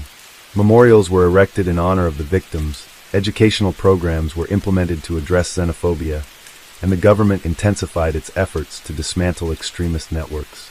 However, the scars left by these tragedies run deep. For many, the events of 2000 and the years that followed highlighted the fragility of social cohesion and the importance of vigilance against hatred in all its forms. The legacy of Alberto Adriano serves as a somber testament to the consequences of unchecked bigotry and the enduring need for a society rooted in tolerance and respect. In the years since, Germany has made strides in addressing these issues, but challenges remain. The rise of far-right political movements and sporadic incidents of racially motivated violence indicate that the battle against extremism is far from over. The story of Alberto Adriano stands as a poignant reminder of the human cost of hatred and the imperative for continued commitment to justice and equality. The aftermath of Alberto Adriano's murder sent ripples through Germany, igniting debates about racism, xenophobia, and the country's struggle with its dark past. While Germany had taken steps toward confronting its history, this brutal killing in the year 2000 revealed deep-seated prejudices that many had assumed were relics of the past. The image of a defenseless man being beaten to death in a public park by 3 young men, driven solely by racial hatred, forced the nation to acknowledge an uncomfortable reality. Extremism was not only alive but thriving in certain pockets of society. In Dessau, a city still grappling with economic hardships following German reunification, the murder unearthed existing tensions. The region had long struggled with unemployment and discontent, conditions that made it fertile ground for radical ideologies to take hold. While many residents were appalled by the crime and participated in vigils and protests, there were those who quietly sympathized with the attackers. In the weeks following the attack, graffiti bearing far-right slogans appeared in certain areas, a chilling indication that some saw Alberto's murder as an act of defiance rather than a heinous crime. For Alberto's family, the loss was immeasurable. His wife, devastated and overwhelmed, struggled to find the words to explain to their children why their father would never come home. They were too young to comprehend the magnitude of what had happened, but they sensed the pain radiating from their mother, from the mourners who filled their home, from the media coverage that reduced their father's life to headlines about racism and violence. Their lives had been permanently altered, not just by his death, but by the knowledge that he had been killed simply for being different. As the trial of the perpetrators began, Germany's legal system faced immense scrutiny. Many feared that, as had happened in previous hate crime cases, the young men would receive lenient sentences. Historically, crimes motivated by far-right ideologies had often been downplayed, with authorities hesitant to acknowledge the extent of neo-Nazi activity. But this time, the public was watching closely. The murder had drawn international attention, with human rights organizations and foreign governments condemning the act and urging Germany to take decisive action. The courtroom was packed during the trial. Journalists, activists, and community leaders filled the seats, eager to witness how the justice system would respond. As the prosecution laid out the case, the sheer brutality of the attack became even more apparent. Witnesses recounted hearing the perpetrators shouting racist slurs as they kicked and stomped Alberto. Forensic experts described the extensive injuries he had suffered, emphasizing that the force used was so extreme that it shattered bones and caused irreversible brain damage. The level of violence was not just excessive, it was sadistic. The defense attempted to argue that the perpetrators had been intoxicated and unaware of their actions. They painted the young men as misguided, lost in a haze of alcohol and youthful recklessness. But this argument did little to sway public opinion. The chilling reality was that these men had a history of neo-Nazi affiliations. They had been seen at far-right rallies, had openly expressed racist views, and had previously harassed immigrants in their neighborhood. This was not an isolated incident. It was the culmination of years of hatred. As the trial progressed, it became clear that Germany was facing a turning point. The case was not just about 3 individuals who had committed a terrible crime. It was about a larger societal issue. How could young men, born long after World War II and the fall of the Third Reich, still harbor such deep-seated racial hatred? How had extremist ideologies continued to thrive in modern Germany? Chancellor Gerhard Schroeder's attendance at Alberto's funeral was seen as a symbolic act, an acknowledgement that the government needed to do more to combat racism. He called for stronger measures against hate groups and urged German society to confront its failures. But for activists and minority communities, words were not enough. They demanded action, more protection for immigrants, stricter penalties for hate crimes, and a concerted effort to dismantle far-right organizations. The verdict, when it came, was swift. The court sentenced Enrico H., the primary aggressor, to life in prison. His 2 accomplices, being younger, received 9-year sentences in juvenile detention. The ruling was met with a mixture of relief and skepticism. While many saw it as a step toward justice, others questioned whether it would truly serve as a deterrent. After all, the problem extended beyond these 3 men. It was embedded in the very fabric of society. In the months that followed, Alberto's murder continued to spark discussions. Schools introduced new anti-racism programs, communities organized outreach initiatives, and law enforcement agencies pledged to crack down on extremist groups. But for every step forward, there were reminders of how deeply entrenched the problem remained. Neo-Nazi gatherings still occurred in certain regions, hate crimes continued to be reported, and political movements with nationalist rhetoric gained traction. For Alberto's family, justice in the courtroom did little to ease their pain. His children would grow up without a father, his wife would forever carry the weight of that night, and his name would be forever linked to one of Germany's most notorious hate crimes. He had come to Germany seeking opportunity, hoping to build a better future. Instead, his life had been cut short by hatred, leaving behind a legacy that Germany would struggle to reconcile. The lessons of Alberto's murder were clear.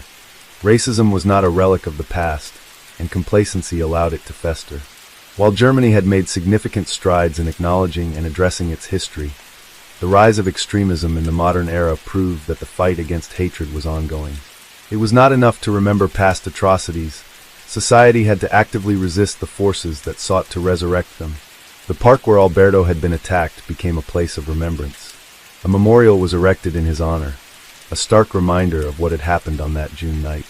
But beyond the plaques and ceremonies, the true test lay in whether Germany would take lasting steps to prevent such a tragedy from ever happening again. In the years following Alberto Adriano's murder, Germany found itself at a crossroads.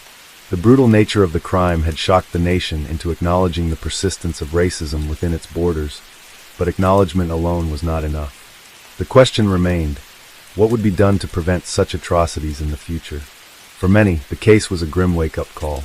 Politicians made promises, anti-racism organizations gained momentum, and law enforcement vowed to crack down on far-right extremism.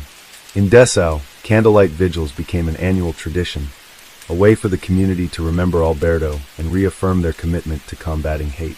Schools introduced educational programs aimed at dismantling prejudice from an early age, emphasizing the dangers of xenophobia and the importance of inclusion. Yet, despite these efforts, racism did not simply vanish. Hate crimes continued to make headlines, and extremist groups found new ways to spread their ideology, adapting to the digital age. Online forums and social media became breeding grounds for radicalization, allowing hate speech to flourish in places that were difficult to monitor.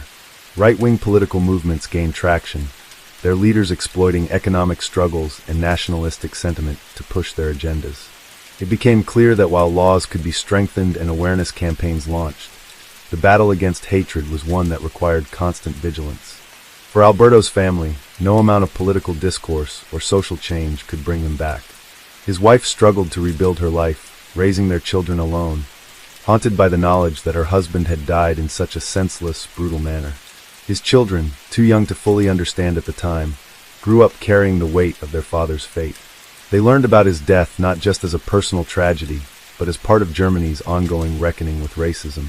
Some members of the Mozambican community in Germany saw his murder as a warning, a reminder that despite their contributions to society, they would always be seen as outsiders by some. Many had come to Germany under similar circumstances as Alberto, hoping for better lives, working hard to support their families, only to face discrimination and violence. Some considered leaving, believing they would never truly be accepted.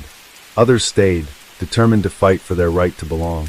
The perpetrators of the crime remained behind bars, serving their sentences. Over time, discussions arose about whether the two younger men, sentenced as juveniles, had truly been rehabilitated. Would they emerge from prison reformed, or would their time in detention only deepen their resentment? Could they ever comprehend the magnitude of what they had done? The justice system had delivered its verdict, but true justice, the kind that prevented future tragedies, was far more complex. In 2001, a year after the murder, a memorial was erected in Dessau's city park, the very place where Alberto had been attacked. The inscription read, "In memory of Alberto Adriano, murdered because of racism, never again." The words served as both a tribute and a warning, a permanent reminder that such hatred had no place in society. Each year, people gathered to lay flowers, to speak out against racism, to ensure that his name was never forgotten. Yet, as the years passed, the urgency of the moment faded. Public outrage subsided, political priorities shifted, and new stories took over the headlines. Those who had marched in the streets and vowed change found themselves distracted by other issues. The cycle repeated itself, another hate crime, another period of reflection, another promise that it would never happen again. But for those directly affected by racism, the fight never ended. Activists continued to push for stronger policies, for better education, for more accountability. Survivors of hate crimes shared their stories, refusing to be silenced. Communities rallied together, supporting one another in the face of discrimination. And in Dessau, in the quiet stillness of the park where it had all begun, Alberto Adriano's memorial remained, standing as a testament to both the horrors of the past and the hope for a different future. His story, like so many others, was a painful reminder that hatred thrives in silence. That justice is not merely about punishing the guilty, but about ensuring that history does not repeat itself. That change is possible, but only if people are willing to fight for it. And so, even as time moved forward, even as the world changed, one truth remained. What happened to Alberto Adriano could never be undone, but it could serve as a lesson that demanded to be remembered.